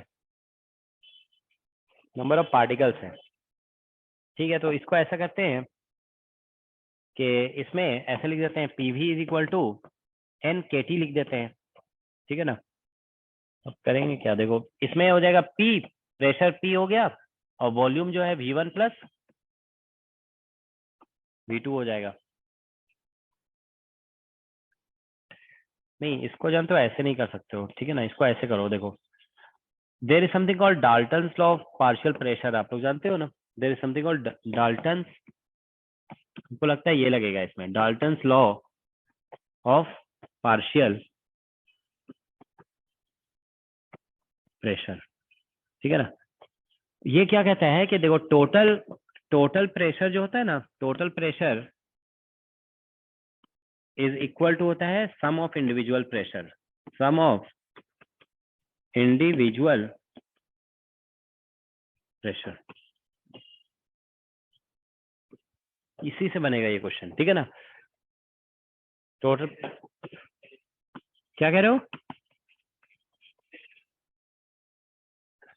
नहीं मतलब हमको ज्यादा सिस्टमेटिक ये लग रहा है. देखो टोटल प्रेशर जो है ना, हो सकता है उससे भी बन जाए, ठीक है ना. देखो हाँ, उससे भी बन जाएगा, हाँ उससे भी आ जाएगा, ठीक है ना भाई, ठीक है. लेकिन ज्यादा बेटर है कि इसको यूज करके हम करें, ठीक है ना. देखो total pressure is equal to sum of, ये कहता है कि टोटल प्रेशर ऑफ मिक्सचर जो होता है ना, वो सम ऑफ इंडिविजुअल प्रेशर होता है, ठीक है ना. तो मतलब हम ऐसे जैसे मान लो P निकालेंगे ना, तो हम प्रेशर, जैसे मान लीजिए इस मिक्सचर के अंदर दो गैसेस हैं, ठीक है ना, दो गैसेस हैं, तो हम ये मान कर चलेंगे कि इस मिक्सचर का जो प्रेशर P होगा ना, वो फर्स्ट गैस की वजह से जो प्रेशर आएगा और सेकंड गैस की वजह से जो प्रेशर होगा, वो दोनों का सम होगा. इसको बोलते हैं Dalton's law of partial pressure, ठीक है ना. तो देखिए इसमें अब इसको मान लो फर्स्ट इक्वेशन कह देते हैं. अब देखो हम लोग फर्स्ट गैस, ठीक है ना, तो फर्स्ट गैस के लिए हम अप्लाई करते हैं. तो फर्स्ट गैस के लिए ऐसा लिखना पड़ेगा, देखो प्रेशर P1 हो गया, लेकिन देखो फर्स्ट गैस के जो पार्टिकल्स हैं ना, वो पूरे वॉल्यूम को ऑक्युपाई करेंगे. तो ये हो जाएगा V1 plus V2 is equal to, यहाँ से आ जाएगा N1 K और टेम्परेचर इज T, ठीक है ना. फिर सेकेंड गैस के लिए लगाओगे ना, तो ये P2 हो जाएगा, ये हो जाएगा V1 plus V2 is equal to N. हटा दीजिए. अच्छा तो हम लोग इसको ऐसे लिख देंगे N2K और इंटू टी, ठीक है ना, दिस विल राइट। ओके, समझ में आ रहा है ना? ये देखो फर्स्ट गैस के लिए लगाया गया और ये जो लगाया गया वो सेकंड गैस के लिए, सेकंड गैस के लिए ये लगाया जा रहा है, ठीक है ना, this is for second gas. तो ये देखो आप ये ध्यान रखो, ये प्रेशर ऑफ फर्स्ट गैस हो गया, number of molecules of first gas ऐसे लिख रहे हो आप, ठीक है ना। और ये ध्यान रखोगे कि इसमें जो है ना जो गैस मॉलिक्यूल्स होते हैं ना पूरे वॉल्यूम को ऑक्युपाई करते हैं, तो इसीलिए आपको ये पूरा वॉल्यूम लिखना पड़ेगा, ठीक है ना। तो यहाँ पे ऐसा आ जाएगा N1, तो अब इसको ऐड कर देंगे ना तो ये आ जाएगा P1 प्लस P2, ऐसा हो गया, और ये V1 प्लस V2 हो जाएगा is equal to N1 plus N2 और इंटू KT, ठीक है। तो P1 प्लस P2 को ही P कह रहे हैं हम लोग, टोटल प्रेशर P, तो ये हो गया इंटू V1 प्लस V2 और is equal to N1 plus N2 और इंटू KT, ठीक है ना। अच्छा हाँ, तो ये देखो यहाँ से हमारा प्रेशर निकालने के लिए बोला गया था, pressure equal to N1 plus N2 और इंटू KT और divide by V1 plus V2, ये आ गया। अगर ऐसे देखा जाए, देखो इस इक्वेशन को हम ऐसे सोचते हैं, अगर जैसे हम लोग जानते हैं ना PV इक्वल टू क्या होता है N KT, अगर हम देखो ऐसे देखें PV equal to N KT होता है, हमें P निकालना था, टोटल वॉल्यूम कितना हो गया V1 plus V2, total number of molecules कितना हो गया N1 प्लस N2, तो फिर तो उसके अकॉर्डिंग तो बहुत ही आसान था ये क्वेश्चन, है ना। मतलब वही है, ठीक है ना, वो हम प्रेजेंटेशन बस चेंज कर दिया, उससे भी बन रहा था ये क्वेश्चन, है ना, ठीक है। तो बहुत ही डायरेक्ट क्वेश्चन आ गया था, नेट का क्वेश्चन है। PV इक्वल टू बस एक बार बस फॉर्मूले में पुट करना था, PV इक्वल टू NKT, है ना, इससे आ रहा है आंसर, ठीक है। तो आंसर मैच कर रहा है ना इसमें, इसमें करेक्ट आंसर आएगा बी ऑप्शन, है ना, बी N1 प्लस N2, हाँ ठीक है, बी ऑप्शन आ रहा है। ओके, कभी कभी इतना आसान क्वेश्चन भी आ जाता है। एक क्वेश्चन अभी हम लोग देख रहे थे ना 85, देखो जरा 85 क्या है, 86 हम लोग डिस्कस किए थे लास्ट क्लास में, है ना, ठीक है। 85 देखते हैं।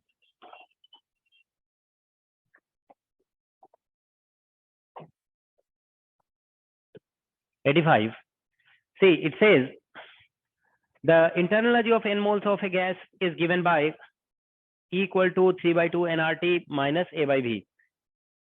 ये तो उसके जैसा है, वंडरवॉल गैस के जैसा है ना, लास्ट क्लास में याद है ना, बताया था वंडरवॉल गैस का एनर्जी बता रहे थे ना, ऐसे CVT minus A by V, तो वही तो लिखा हुआ है, ये वंडरवॉल गैस है।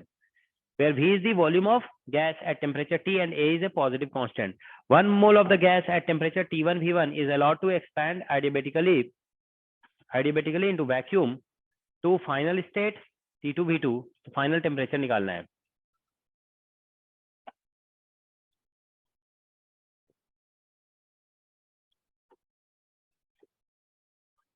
ठीक है, we have to find the final temperature।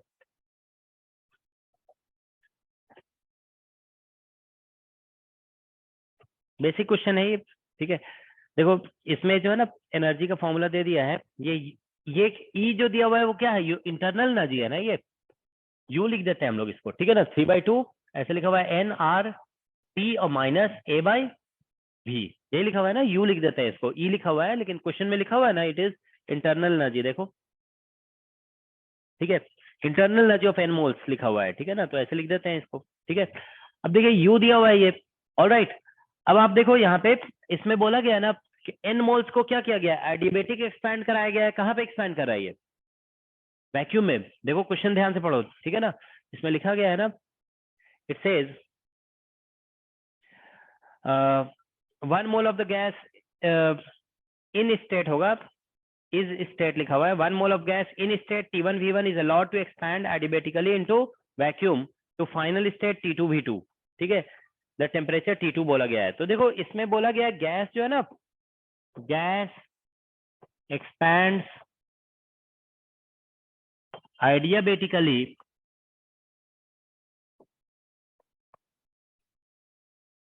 into vacuum,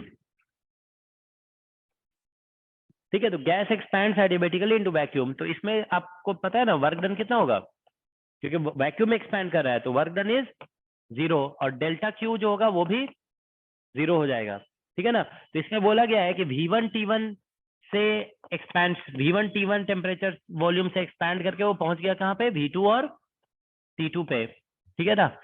तो इसमें देखो क्या होगा कि एडियाबेटिक है ना, तो एडियाबेटिक में हीट एक्सचेंज भी जीरो होगा, और क्योंकि वैक्यूम में एक्सपैंड कर रहा है तो वर्क डन भी वैक्यूम में जब भी एक्सपेंशन होता है ना तो वर्क डन उसमें जीरो हो जाता है, तो इसको ये दोनों जीरो कर देंगे। तो अब हम फर्स्ट ऑफ थर्मोडायनामिक्स लगाएंगे, delta Q equal to delta U और प्लस डेल्टा डब्ल्यू, तो ये भी जीरो है, is equal to delta U is equal plus plus यहाँ पे कर दोगे जीरो, तो delta U equal to zero आ गया यहाँ से, तो यहाँ से आ जाएगा U two is equal to U one, ठीक है ना, चेंज इन यू जीरो आ गया ना, मतलब final is equal to initial. तो अब आप देखिए यहाँ पे बस क्या करो कि ऐसे लिख दो, देखो 3/2 और एन आर, ये जो फॉर्मूला था ना हमारा यहाँ पे देखो एन आर, और ये क्या बन गया T2 minus A by V2 is equal to 3/2 N R, और यहाँ पे भी आ जाएगा T2 और माइनस A बाई, सॉरी यहाँ पे T1 फर्स्ट वाला है ना ये, तो यहाँ पे T1 और ये हो गया V1। Is that all right? तो ये आ गया, बस यहाँ से हमारा आंसर निकल गया, ये T2 निकाल लो यहाँ से, ठीक है ना, तो दैट गिव्स यू, तो NR T2 से हम डिवाइड कर देंगे, NR 3/2 NR से, बस यहाँ से हमारा T2 निकल जाएगा, तो T2 will be equal to, इसको उस साइड ले जाओगे तो ये आ जाएगा T1 और प्लस, ठीक है ना, A 2A/3 NR, ठीक है ना, और इधर से 1/V2 माइनस 1/V1, ये आंसर हो गया, दैट्स द आंसर, ठीक है। तो ये सभी देखिए बेसिक क्वेश्चन है, TFR का क्वेश्चन है, लेकिन देखो थोड़ा सा बेसिक नॉलेज बस होना चाहिए। दो ही नॉलेज इसमें यूज हुआ है कि जब भी एक्सपेंशन वैक्यूम में होगा तो वर्क डन जीरो होगा, और अगर एडियाबेटिक है तो ये जीरो हो गया, ठीक है ना, बस यहाँ और यू दिया हुआ था उसी को यूज कर लिया गया, ठीक है।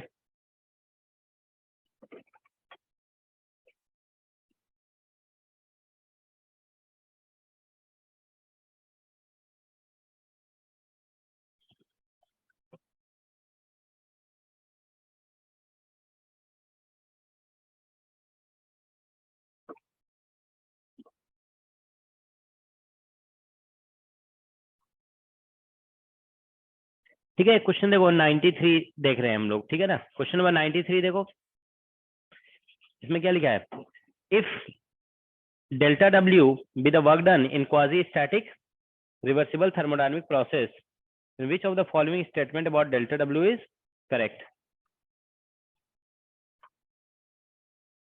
ठीक है, इसमें बोला गया है if delta W be the work done in quasi static reversible thermodynamic process, then which of the following statement about delta W is correct? इसमें बोला है delta W is perfect differential if process is isothermal, is perfect differential if process is adiabatic, delta W is always perfect differential, और delta W cannot be perfect differential, ठीक है ना, इस तरह से क्वेश्चंस हैं, ठीक है ना, कौन सा करेक्ट होगा? B option.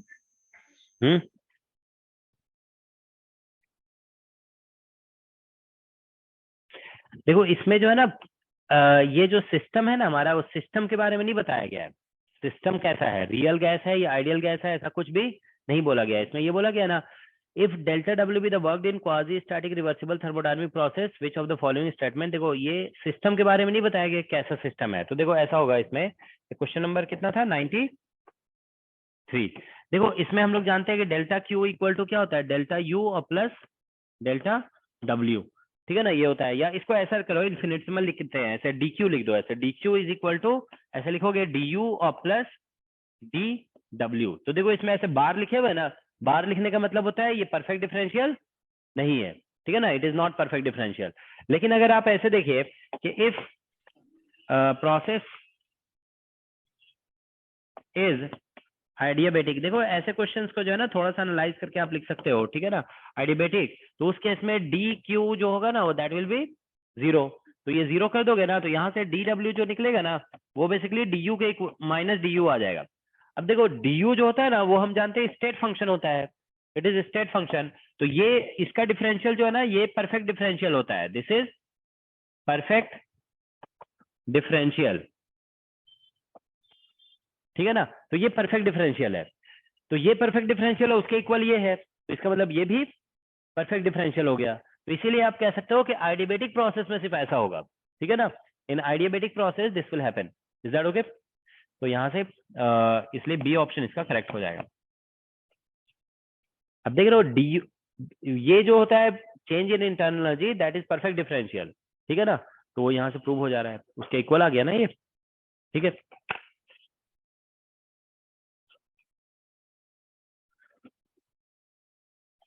इसको देखो जरा, क्वेश्चन नंबर 94, ये शायद हम लोग कल किए थे क्या, नहीं किए थे, देखो अभी देखो जरा 94,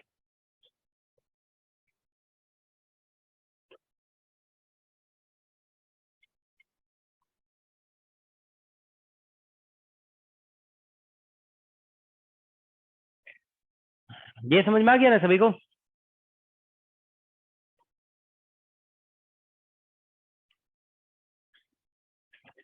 क्वेश्चन नंबर 94 देख रहे हैं, इसमें क्या लिखा है, vessel has to compartments of volume V1 and V2 containing an ideal gas at temperature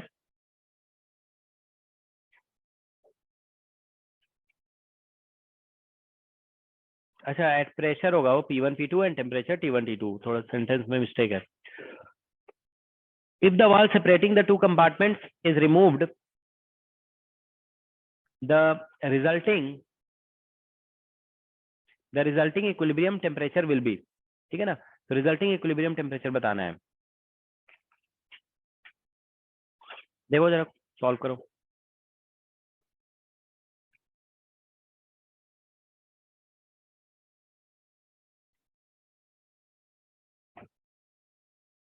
ninety four,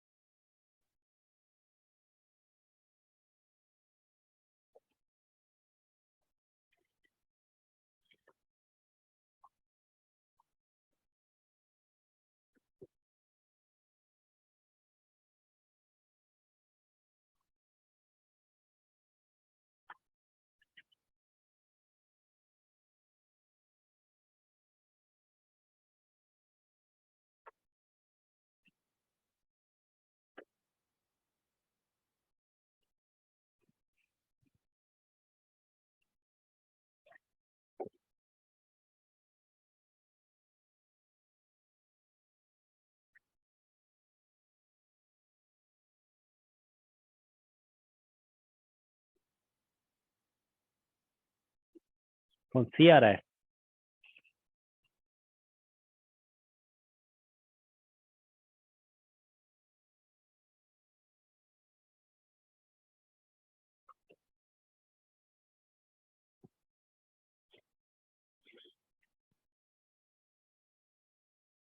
equilibrium temperature बोला गया है, resulting equilibrium temperature will be,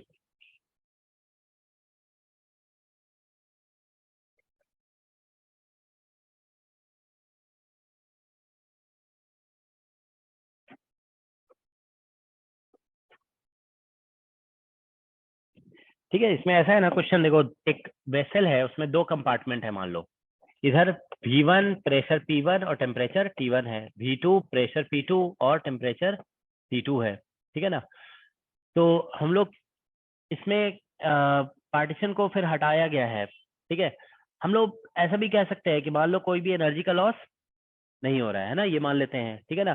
तो इसमें नंबर, हम लोग नंबर ऑफ मोल निकालेंगे ना, जैसे PV इक्वल टू है, ये लगा देंगे nRT, ठीक है ना। तो N जो निकलेगा हमारा, N equal to PV by RT हो जाएगा। तो फर्स्ट वाले केस में ऐसा आ जाएगा P1 V1 by R T1, और फिर सेकंड वाले केस में आ जाएगा देखो N2 that is equal to P2 V2 by R T2, ठीक है ना, ये आ गया। अब देखिए ये दोनों केसेस N1 N2 निकल गया है, ठीक है ना। अब हम लोग यहाँ पे अगर ऐसा कहते हैं कि जैसे इसको मिक्स करने पे कोई एनर्जी का लॉस नहीं हुआ है, तो हम ऐसा कह सकते हैं स्टार्टिंग में U1 प्लस U2 जो होगा ना, no energy loss, no energy loss, तो नो एनर्जी लॉस हुआ है अगर, तो U1 plus U2 is equal to U1 primed plus U2 primed हो जाएगा, ठीक है। बाद में इक्विलिब्रियम टेम्परेचर आ जाएगा। तो इसमें हम लोग, अच्छा इसमें कुछ डिग्री ऑफ फ्रीडम वगैरह दिया हुआ है क्या? नहीं दिया हुआ है। तो इसमें ऐसा करो, नंबर ऑफ मोल को भी कंजर्व करके निकाल सकते हैं, ठीक है ना। इसमें फाइनल टेम्परेचर ही बोला गया ना निकालने के लिए। एक बार देखें,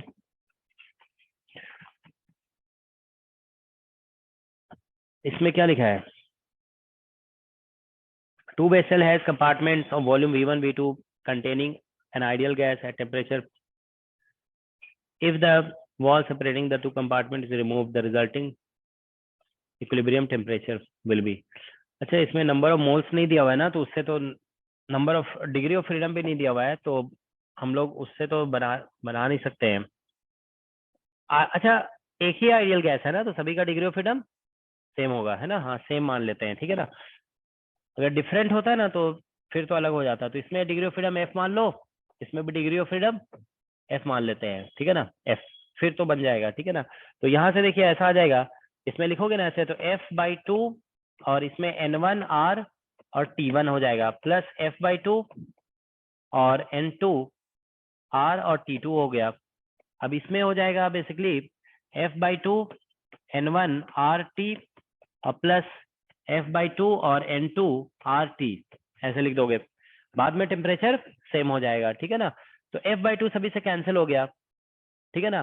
तो NRT1 जो यहाँ पे बच रहा है ना, N1RT1, उसकी जगह हम PV लिख सकते हैं, ठीक है ना। यहाँ से देखो N1RT1, तो ये बन जाएगा हमारा P1V1 और प्लस P2V2 हो जाएगा, ये इज इक्वल टू इस साइड हमारा, ठीक है ना। इस साइड F/2 तो हम कैंसिल कर ही चुके हैं, ठीक है ना।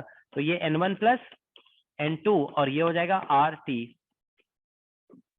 ये यहाँ पे F/2 कैंसिल होने के बाद NRT1, देखो यहाँ से NRT1 की जगह P1V2 P1V1 और ये लिख दिया गया। तो यहाँ से टेम्परेचर आप निकाल लोगे P1V1 और प्लस P2V2 और डिवाइडेड बाय ये N1 प्लस N2 की जगह ये हम पुट कर देते हैं, ठीक है ना यहाँ पे।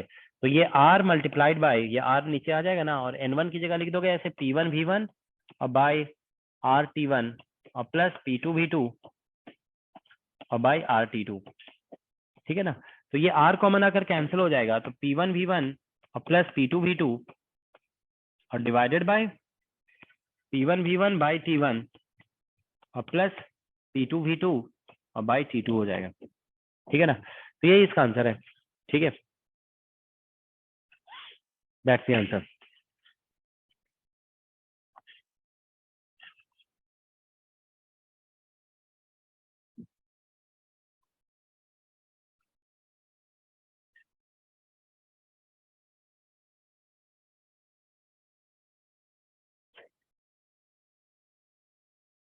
एक क्वेश्चन नंबर 88 देखो जरा, गेट एग्जाम क्वेश्चन है, क्वेश्चन नंबर 88।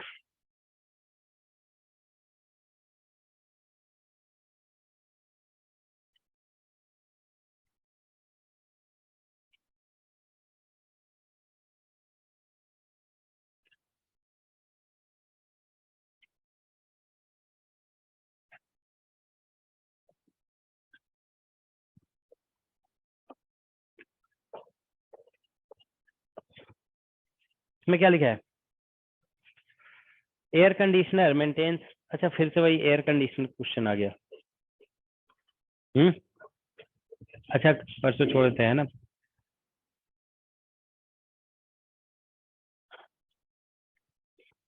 चलो इसका थोड़ा अभी इंट्रोडक्शन देते हैं नेक्स्ट क्लास में, ठीक है ना, उसके बाद कराते हैं इसको, ठीक है। ऐसे फॉर्मूला वगैरह तुम लोग को याद है ना, कोएफिशिएंट ऑफ परफॉर्मेंस वगैरह बताए थे उसमें, है ना। चलो थोड़ा इसको रिवाइज करा के फिर उसके बाद कराते हैं, ठीक है ना।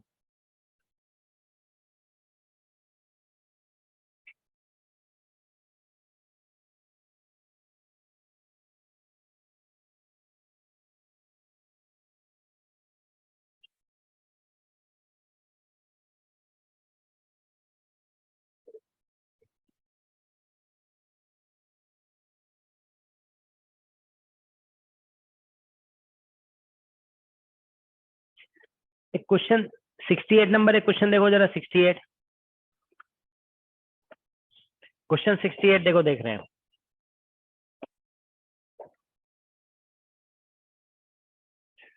इसमें क्या लिखा है, in an experiment certain quantity of an ideal gas at temperature T0 and pressure P0 and volume V0 is heated by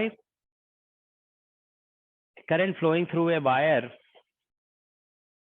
for a duration of t seconds. The volume is kept constant and pressure changes to P1. If the experiment is performed at constant pressure, starting with some initial condition, the volume changes from V0 to V1. The ratio of specific heats at constant pressure and constant volume is Cp by Cv निकालना है हमें, ठीक है ना. Question बोलेगा in an experiment certain quantity of an ideal gas at temperature T0 and pressure P0 and volume V0 is heated by current flowing through the wire for a duration of t second. The volume is kept constant and pressure changes to P1. If experiment is performed at constant pressure starting with the same initial condition, the volume changes from V0 to V1. The ratio of specific heat at constant pressure and constant volume. तो Cp by Cv मतलब R के equal होगा, ठीक है ना. वो R का value निकालना है.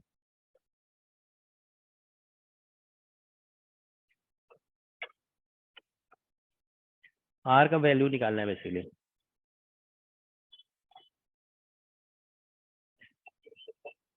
अच्छा, Cp माइनस Cv R होता है ना, वो गामा निकालना है यहाँ पे, है ना. Cp by Cv is gamma, gamma का वैल्यू निकालना है.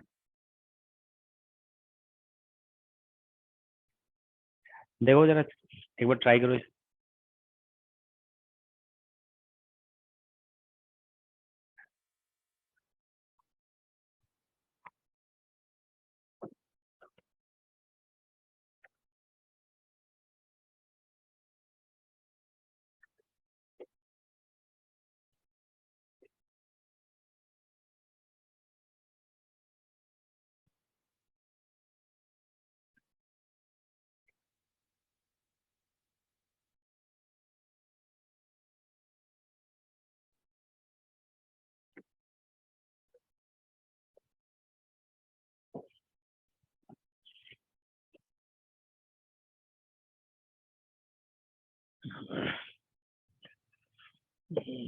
देखो इस क्वेश्चन में आइडियल गैस बोला गया है, ठीक है ना. आइडियल गैस है,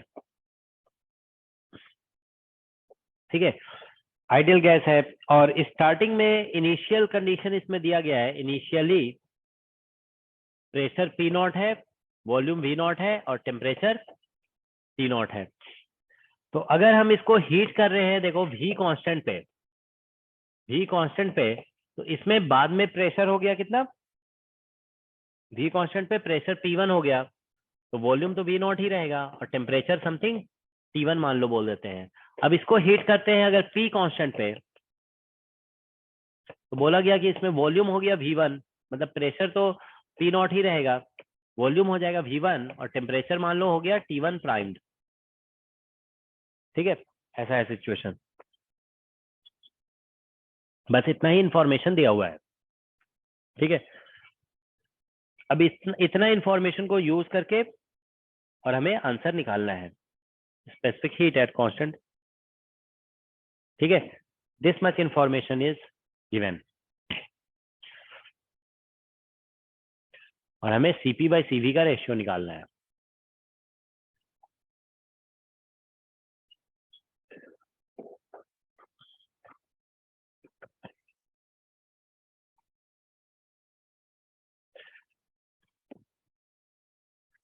तो देखो इसमें क्या होगा, ये वाला जो प्रोसेस है ना, इस ऊपर वाले प्रोसेस में देखो अगर हम बात करें तो इसमें वर्क डन कितना होगा, 0 डेल्टा W, क्योंकि आइसोकोरिक प्रोसेस है, वर्क डन इज 0.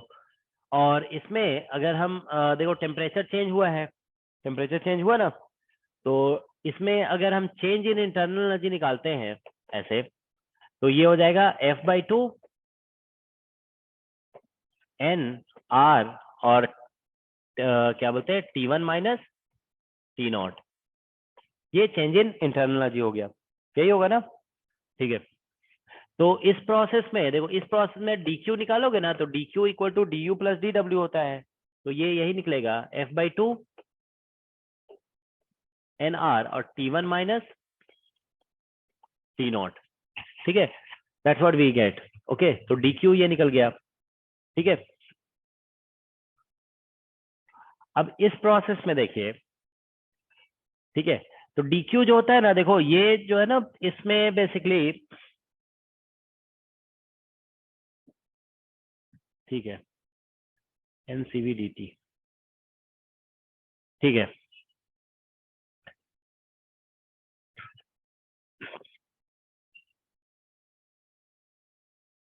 अच्छा इसमें टेम्परेचर नहीं दिया हुआ है ना फाइनल, इसमें क्या दिया हुआ है, गिवन जो है हमारा प्रेशर दिया हुआ है, तो इसको हटाते हैं ना, इसको देखो, इसको हटा देते हैं, ठीक है, इसको हटा देंगे यहाँ से। चलो एक बार इसको पहले देखते हैं, ठीक है ना। यहाँ पे इस वाले प्रोसेस में जो है ना, इस वाले प्रोसेस में देखो क्या होगा कि अगर हम लोग डी यू निकालेंगे ना, तो D U is equal to फिर वही होगा F/2 और एन आर और T1 primed minus T not, और वर्क डन निकालोगे ना डेल्टा W, तो ये P नॉट प्रेशर कांस्टेंट है ना, और ये हो जाएगा V1 माइनस V नॉट, यही तो निकलेगा ना वर्क डन। PdV का इंटीग्रेशन करोगे तो प्रेशर कांस्टेंट है, फाइनल वॉल्यूम इतना, इनिशियल इतना दिया हुआ है। तो इसमें जानते हो T1 प्राइम्ड हमारा दिया हुआ नहीं है, T1 primed is not given. तो हम लोग ऐसा करते हैं कि इसमें ये आइडियल गैस इक्वेशन लगा देते हैं, ये आइसोबारिक प्रोसेस तो है ही है ना, तो इसमें ऐसा लिखते हो ना ideal gas equation PV equal to nRT। तो प्रेशर अगर कांस्टेंट है तो यहाँ पे ऐसा हो जाएगा ना, वॉल्यूम इज, मतलब यहाँ पे V/T जो है ना वो कांस्टेंट हो जाएगा, नहीं टी, हाँ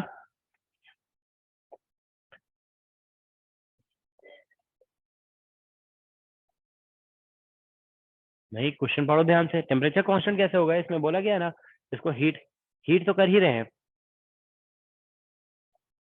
नहीं बात मतलब ये ऐसा है, ये वाला प्रोसेस जो हुआ ना, ये वाला प्रोसेस वो इस इनिशियल कंडीशन से स्टार्ट हुआ, और ये वाला प्रोसेस भी इसी इनिशियल कंडीशन से स्टार्ट होगा, ये बोला जा रहा है। क्वेश्चन क्वेश्चन ध्यान से पढ़ो, उसमें बोला जा रहा है दोनों प्रोसेस जो है ना सेम इनिशियल कंडीशन से स्टार्ट हुआ है, ये इसका मतलब है, ठीक है ना। तो हम लोग ऐसे लिख देंगे, तो यहाँ पे देखो initially pressure volume V not था, टेम्परेचर T नॉट था, बाद में वॉल्यूम हो गया V1 और टेम्परेचर हो गया T1 प्राइम्ड, ऐसे लिख दे रहे हैं हम लोग।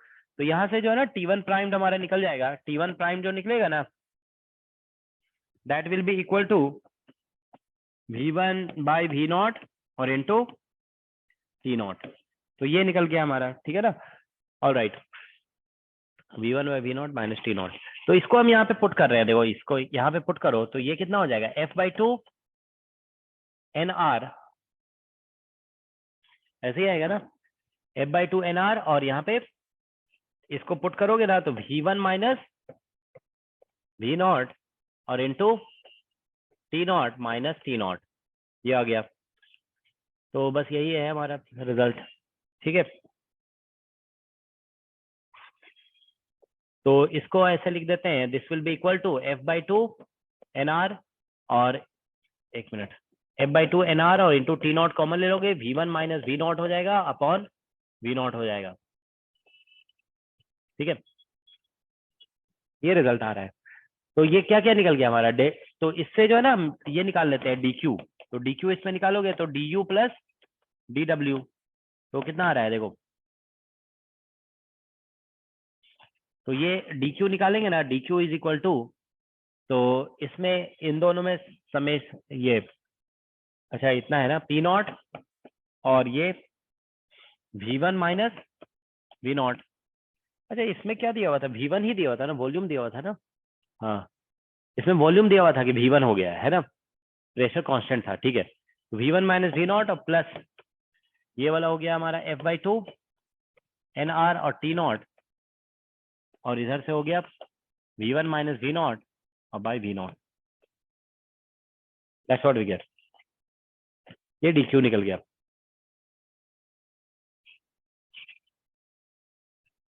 इस प्रोसेस का DQ ये है, और उस प्रोसेस का DQ वो निकला हुआ है, ठीक है ना। तो हमें निकालना क्या था,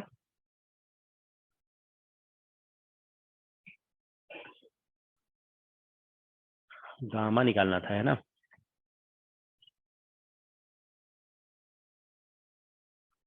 एफ तो हमारा निकल ही नहीं रहा है।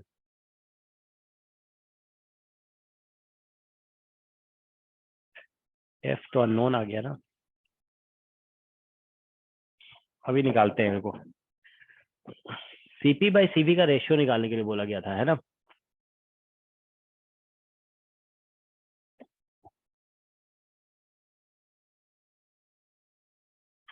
मोनोएटमिक तो नहीं लिखा हुआ था इसमें। मोनोएटमिक होता तब तो गामा ऐसे ही निकल पता चल जाता है ना, फिर तो गामा ही निकल जाता है भाई ना। एक मिनट, देखो डीक्यू जो है ना, हम लोग ऐसे जानते हैं ना, सीवी जो निकालते हैं हम लोग ऐसे 1/n, और हम लोग ऐसे लिखते हैं del Q by del T, ऐसे लिखते हैं ना, del Q by del T. तो अगर हम यहाँ पे इसको इंटीग्रेट करेंगे ना, तो यहाँ से आ जाएगा एन सी वी, ठीक है ना।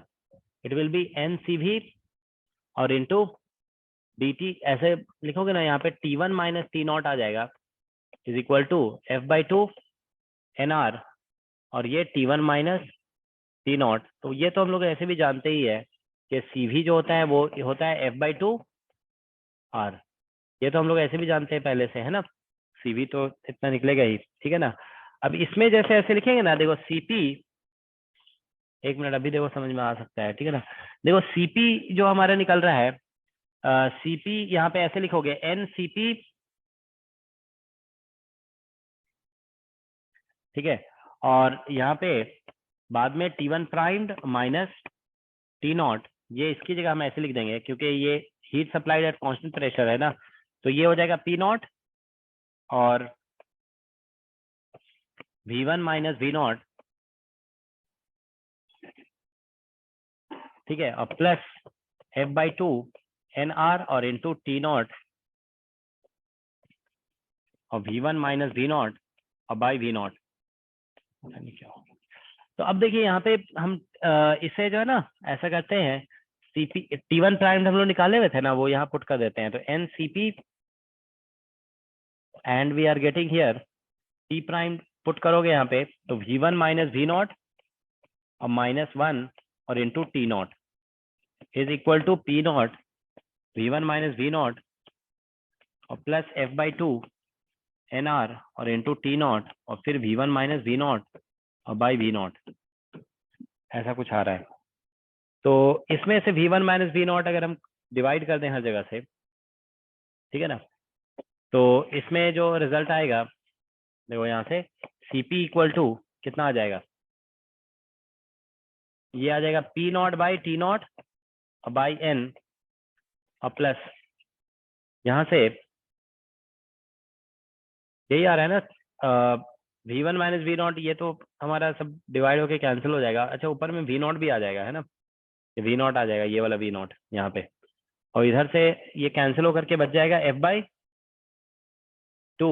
R और ये टी नॉट सब। अच्छा, ये तो फिर जानते हो वही चीज आ गया अल्टीमेटली, ये जो है ना R है, दिस इज R, और ये क्या है, CP है, ये CP है, तो यहाँ से तो आ गया CP माइनस,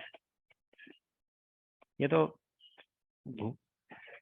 मतलब गलत कुछ नहीं हुआ है हमारे कैलकुलेशन में, ठीक है। आंसर क्यों नहीं आया लेकिन, मतलब, हाँ कौन से, हाँ मतलब ये CV है, ये जो है ना दिस इज CV, ये CV है, तो वही CP minus CV equal to R आ गया। अच्छा, आंसर हमारा, हमें निकालना क्या था, रेशियो निकालना था, है ना, ये रेशियो निकालना था ना CP बाई CV का।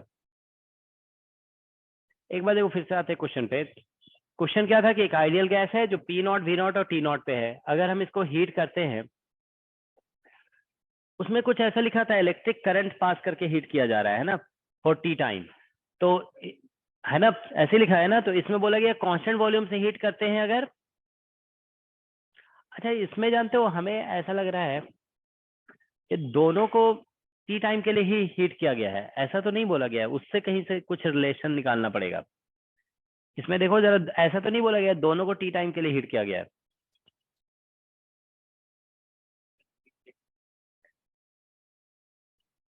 अच्छा, उसमें दोनों को हमें यही मानना पड़ेगा, हमें लग रहा है।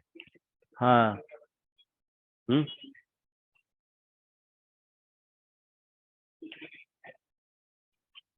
दूसरे के लिए टाइम नहीं दिया है ना?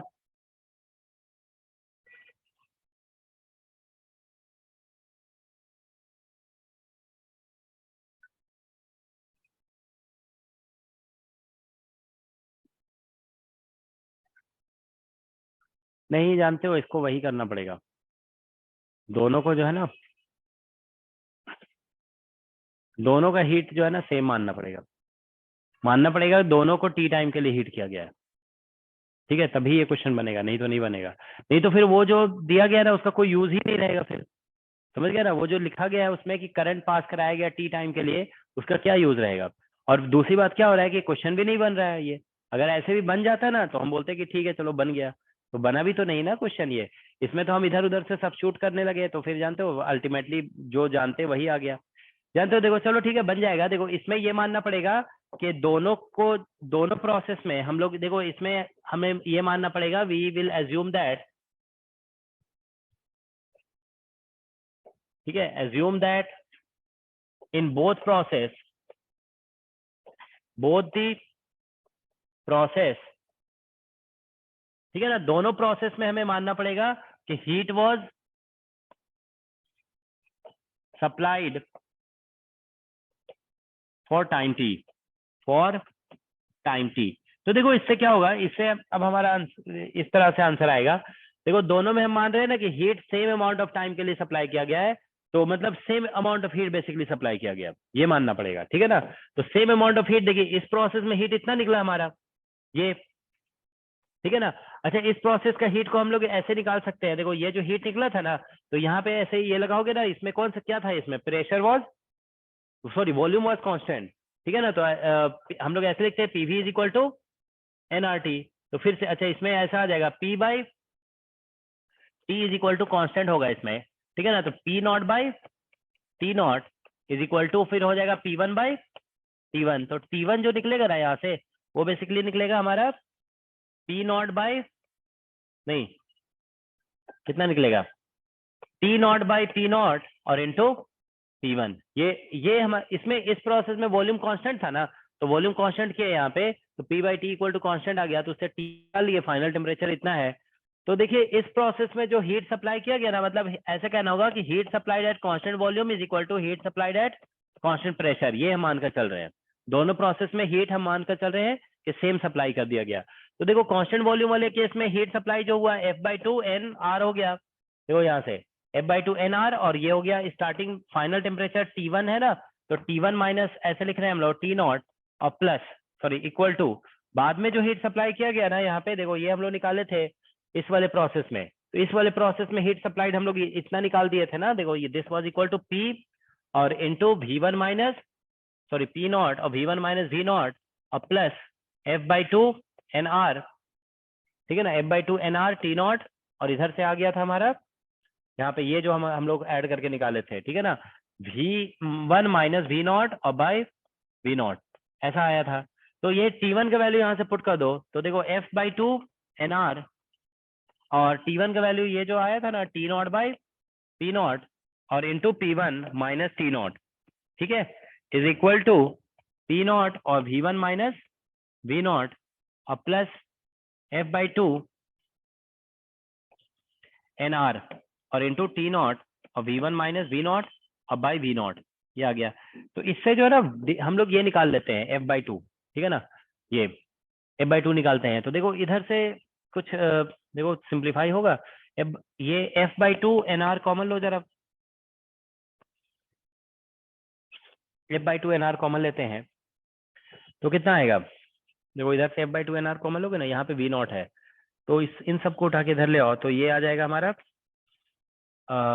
T not by P not और into P one minus minus T not, ये वाला टी नॉट बच जाएगा, इसको इधर ले आएंगे ना, तो ये बच जाएगा हमारा कितना, ये बच जाएगा F by two N R common ले लिया हम लोग, तो यहाँ पे आ जाएगा माइनस टी नॉट और V one by V not और प्लस वी नॉट कैंसिल हो जाएगा ना, तो टी नॉट आ जाएगा ऐसा, is equal to P not और V one minus V not.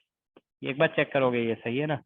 तो यहाँ से देखिए क्या होगा कि ये टी नॉट कैंसिल हो जाएगा, ठीक है ना, तो टी नॉट तो हमारा कॉमन आ जाएगा, तो F/2 NR और इंटू टी नॉट कॉमन हो गया, तो ये P1/P0 हो जाएगा और minus V1/V0 is equal to P0 और V1 माइनस V0, ऐसा आ रहा है।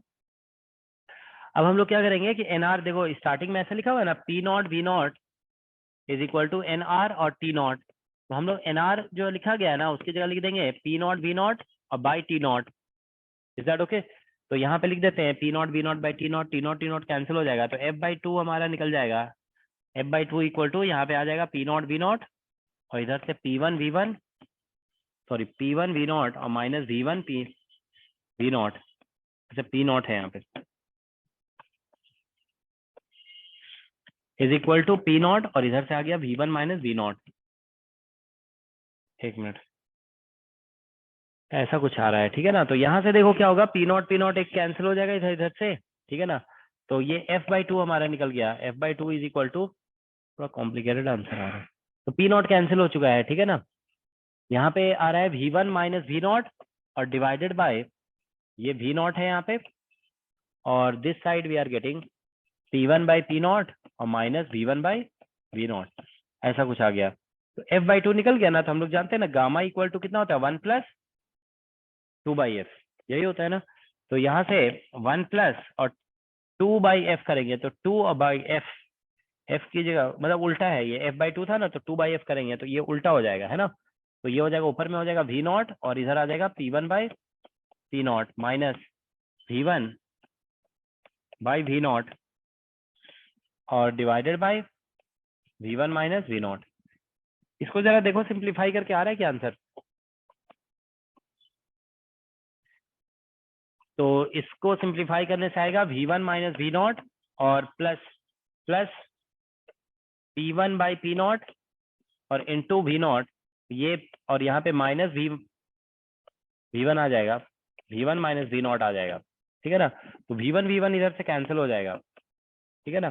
तो V1 V1 कैंसिल हो गया, ठीक है ना। तो ये V0 बच जाएगा, V0 कॉमन ले लेंगे, तो 1 माइनस P1/P0 और divide by V1 minus V0। तो अगर V0 हम कॉमन ले लें यहाँ से, ठीक है, अब देख लो जरा आंसर एक बार चेक कर लो, V0 कॉमन लेंगे ना, तो 1 माइनस P1/P0 और V1/V0 माइनस 1, इतना है क्या आंसर। देखो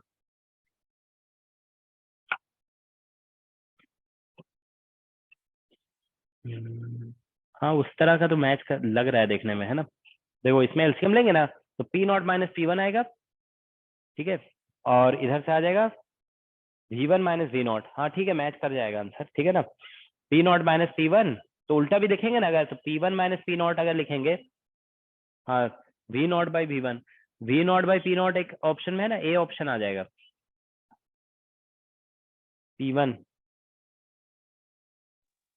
सर माइनस P1 न्यूमरेटर में P1/P0 के साथ प्लस आएगा ना? प्लस आ रहा है, कहाँ पे प्लस आ रहा है, यहाँ पे V0 वाला माइनस था ना। अच्छा तो ये माइनस होगा और ये प्लस होगा, हाँ ठीक है, हम इसको कॉमन ले लिए थे, हाँ ठीक है। यहाँ पे ये माइनस है, ठीक है ना, ये माइनस है और ये प्लस है, हाँ तो मैच कर गया ना आंसर, फर्स्ट ऑप्शन मैच कर रहा है, ठीक है ना, फर्स्ट ऑप्शन इसका ए इज करेक्ट, ओके। अच्छा, इस क्वेश्चन में जानते हो यही हमें एज्यूम करना पड़ा, ठीक है ना। देखो क्वेश्चन एक्चुअली ये था कि स्टार्टिंग में हमें लगा कि शायद ऐसे ही बन जाएगा, ठीक है ना, लेकिन वो बन नहीं रहा था ना, तो फिर हम लोग, क्योंकि इसमें तो फिर वही चीज आ जा रहा था, ठीक है ना। तो ये कैलकुलेशन जो है ना, ये इसको आप इरेज कर दो, ठीक है ना, यहाँ से ये जो हमने बताया ना, ये दिस वाज अननेसेसरी। ये जानते हो बेसिकली हम इसको सीपी और सीबी को रिलेट करने की कोशिश कर रहे थे, ठीक है ना, तो हो नहीं पा रहा था, ठीक है ना। तो दिस वाज अननेसेसरी एक्चुअली, बाकी सब कुछ यूज हुआ है, ठीक है ना। अच्छा, रेस्ट ऑफ द कैलकुलेशन समझ में आया ना आप लोगों को। इसमें हम लोगों ने क्या किया, देखो जैसे पहले प्रेशर कांस्टेंट बोला गया है, तो हमने वर्क डन निकाला उस प्रोसेस में, और टेम्परेचर हम मान लिए T1 प्राइम्ड हो गया है, तो इसमें चेंज इन एनर्जी निकाल दिए, ठीक है ना। और फिर T1 प्राइम्ड हम यहाँ से निकाल के वापस इसमें सब्स्टिट्यूट कर दिया, और फिर इससे DQ निकाले हम लोग, ठीक है ना। So we calculated DQ for this process, ठीक है ना। इस प्रोसेस का DQ हम लोग निकाल लेते कहीं पे, है ना। और इसमें इसमें तो DQ यही निकलेगा, इस प्रोसेस का तो DQ डायरेक्ट यही था, है ना। अच्छा, इस प्रोसेस का DQ हम लोग यहाँ तक निकाले हुए थे, ये वाला यूज किया गया था, है ना, दिस वाज यूज्ड एक्चुअली, ठीक है ना, ये तो यूज किया गया है यहाँ तक, ये हमने यूज किया है, ठीक है ना, DQ। इस प्रोसेस का DQ इधर निकला था, देखो ये, ठीक है। और इस प्रोसेस में तो वर्क डन 0 था, कांस्टेंट वॉल्यूम था ना, तो वर्क डन, तो इसमें चेंज इन इंटरनल एनर्जी जो हो रहा है वही इसका DQ है, ठीक है ना, तो बस वही DQ लिख दिया गया था यहाँ पे, ठीक है। ऑल राइट, तो इसमें मेन एजम्पशन यही रहा कि दोनों प्रोसेस में हम मान के चल रहे हैं कि हीट का जो अमाउंट सप्लाई किया गया ना वो सेम है, heat supplied at constant volume and heat supplied at constant pressure, दोनों को इक्वेट कर दिया गया, तो इससे हमारा डिग्री ऑफ फ्रीडम निकल गया, ठीक है ना। और डिग्री ऑफ फ्रीडम को यूज करके फिर हम लोग इसको कैलकुलेट कर लिए, ठीक है ना, तो ये इसका आंसर है। एक दो क्वेश्चन और देखो जरा, एक क्वेश्चन इसमें बड़ा कॉम्प्लिकेटेड सा है, किसी ने ट्राई किया है क्या इस क्वेश्चन को, क्वेश्चन नंबर 67।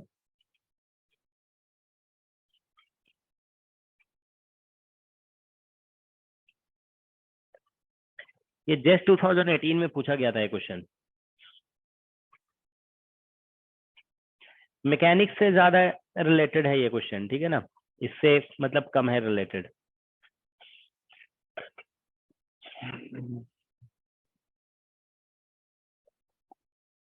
देखो इसको जरा डिस्कस करते हैं, क्वेश्चन नंबर 67 देखो आप लोग, सर प्रीवियस स्लाइड प्लीज। इसको तुम लोग थोड़ा सा सही से लिख लोगे, ठीक है ना, बीच में एक जगह मिस्टेक हो गया था ना।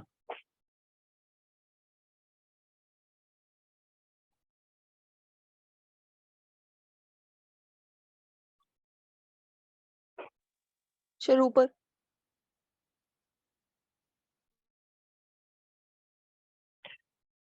मेन इसमें नोट करना जो है ना वो ये है कि हम फर्स्ट दो प्रोसेस जो दिए गए थे ना, ये मेन नोट करना है आपको कि दो प्रोसेस है, दोनों में हम लोगों ने हीट निकाला है, ठीक है ना, we calculated heat in the two processes, ठीक है। और इसमें हम लोगों ने, ठीक है, यहाँ पे हीट दोनों प्रोसेस में निकाला गया है, ये जो निकाले थे हम लोग हीट, इस प्रोसेस का हीट ये लिखा हुआ था, और इस प्रोसेस का हीट इधर अब शायद लिख दिया था, है ना, यहाँ पे, नहीं ये तो इसी प्रोसेस का है, ठीक है ना, इसका हीट हम इधर लिखे थे, T1 जो अभी लिखा गया था ना, हाँ T1 के वैल्यू फिर यहाँ पे पुट किए थे इस प्रोसेस का। तो मेन हीट कैलकुलेशन बस देखना है आपको, ठीक है, उसके बाद फिर दोनों को इक्वेट करके F/2 निकाला गया है, ठीक है ना, सो वी कैलकुलेटेड F/2 और F/2 को यूज किया गया और यहाँ पे ये निकल गया, ठीक है। 67 एक बार देखिए आप लोग, इसमें क्या लिखा गया है, frictionless heat conducting piston of negligible, heat conducting है ये, ठीक है ना, फ्रिक्शनलेस है but heat conducting piston of negligible mass and heat capacity divides a vertical insulated cylinder of height 2h and cross section area A into two halves. Each half contains 1 mole of an ideal gas at temperature T0 and pressure P0 corresponding to STP, standard temperature pressure. The heat capacity ratio gamma equal to Cp by Cv is given. ठीक है, a load W is tied to the piston and suddenly released. A load W is tied to the piston and suddenly released after system comes to equilibrium. The piston is at rest and the temperature of the gas is in the two compartments are equal. What is the final displacement y of the piston from its initial, assuming y into W is much greater than T0 into Cv, ठीक है ना। तो final displacement हमें बताना है, what is the final displacement y of the piston, ठीक है।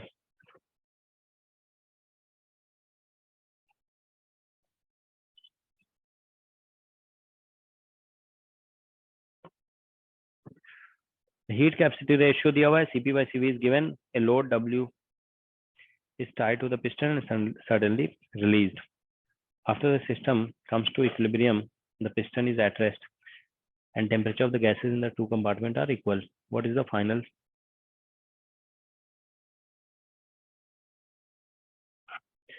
ठीक है, तो क्वेश्चन ये इस तरह से है,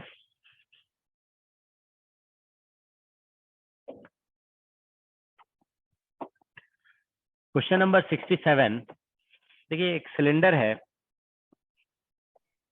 सर ये क्वेश्चन नेक्स्ट क्लास में करें क्या? अभी वैसे भी समझ नहीं आएगा। नहीं समझ में आएगा, चलो ठीक है। देखो इसमें जो है ना, यहाँ पे एक पिस्टन दिया हुआ है। अच्छा ये लोग ऑनलाइन से बोल रहे हैं कि अब नेक्स्ट क्लास में इसको कराने के लिए, चलो ठीक है। अभी बस थोड़ा सा जो है ना ये मेंशन फिगर बना देते हैं, उसके बाद स्टॉप करते हैं, ठीक है ना। देखो इसमें क्या है कि एक लोड W लगा दिया गया है ना। उस क्वेश्चन ऐसा है कि दो, अभी इस साइड प्रेशर कितना दिया हुआ था, T0, टेम्परेचर T0, और ये हाइट इसका h है, और ये क्रॉस सेक्शन एरिया, तो वॉल्यूम भी पता चल गया हमें, ठीक है ना। This height is also h, ठीक है ना। और अभी अभी लोड नहीं लगा हुआ है, ठीक है ना। अभी ऐसा है कि इसमें लोड लगा हुआ नहीं है। अब इसको लोड लगाएंगे ना तो ये नीचे जाएगा, और फिर जो है ना नीचे जाने के बाद कहीं पे जाकर रुकेगा। उस वही हमें बताना है कि वो इक्विलिब्रियम पोजीशन, वो पोजीशन क्या होना चाहिए, what should be that position, ठीक है ना। तो ये क्वेश्चन है। चलो ठीक है, अभी ब्रेक लेते हैं, ब्रेक के बाद डिस्कस करेंगे।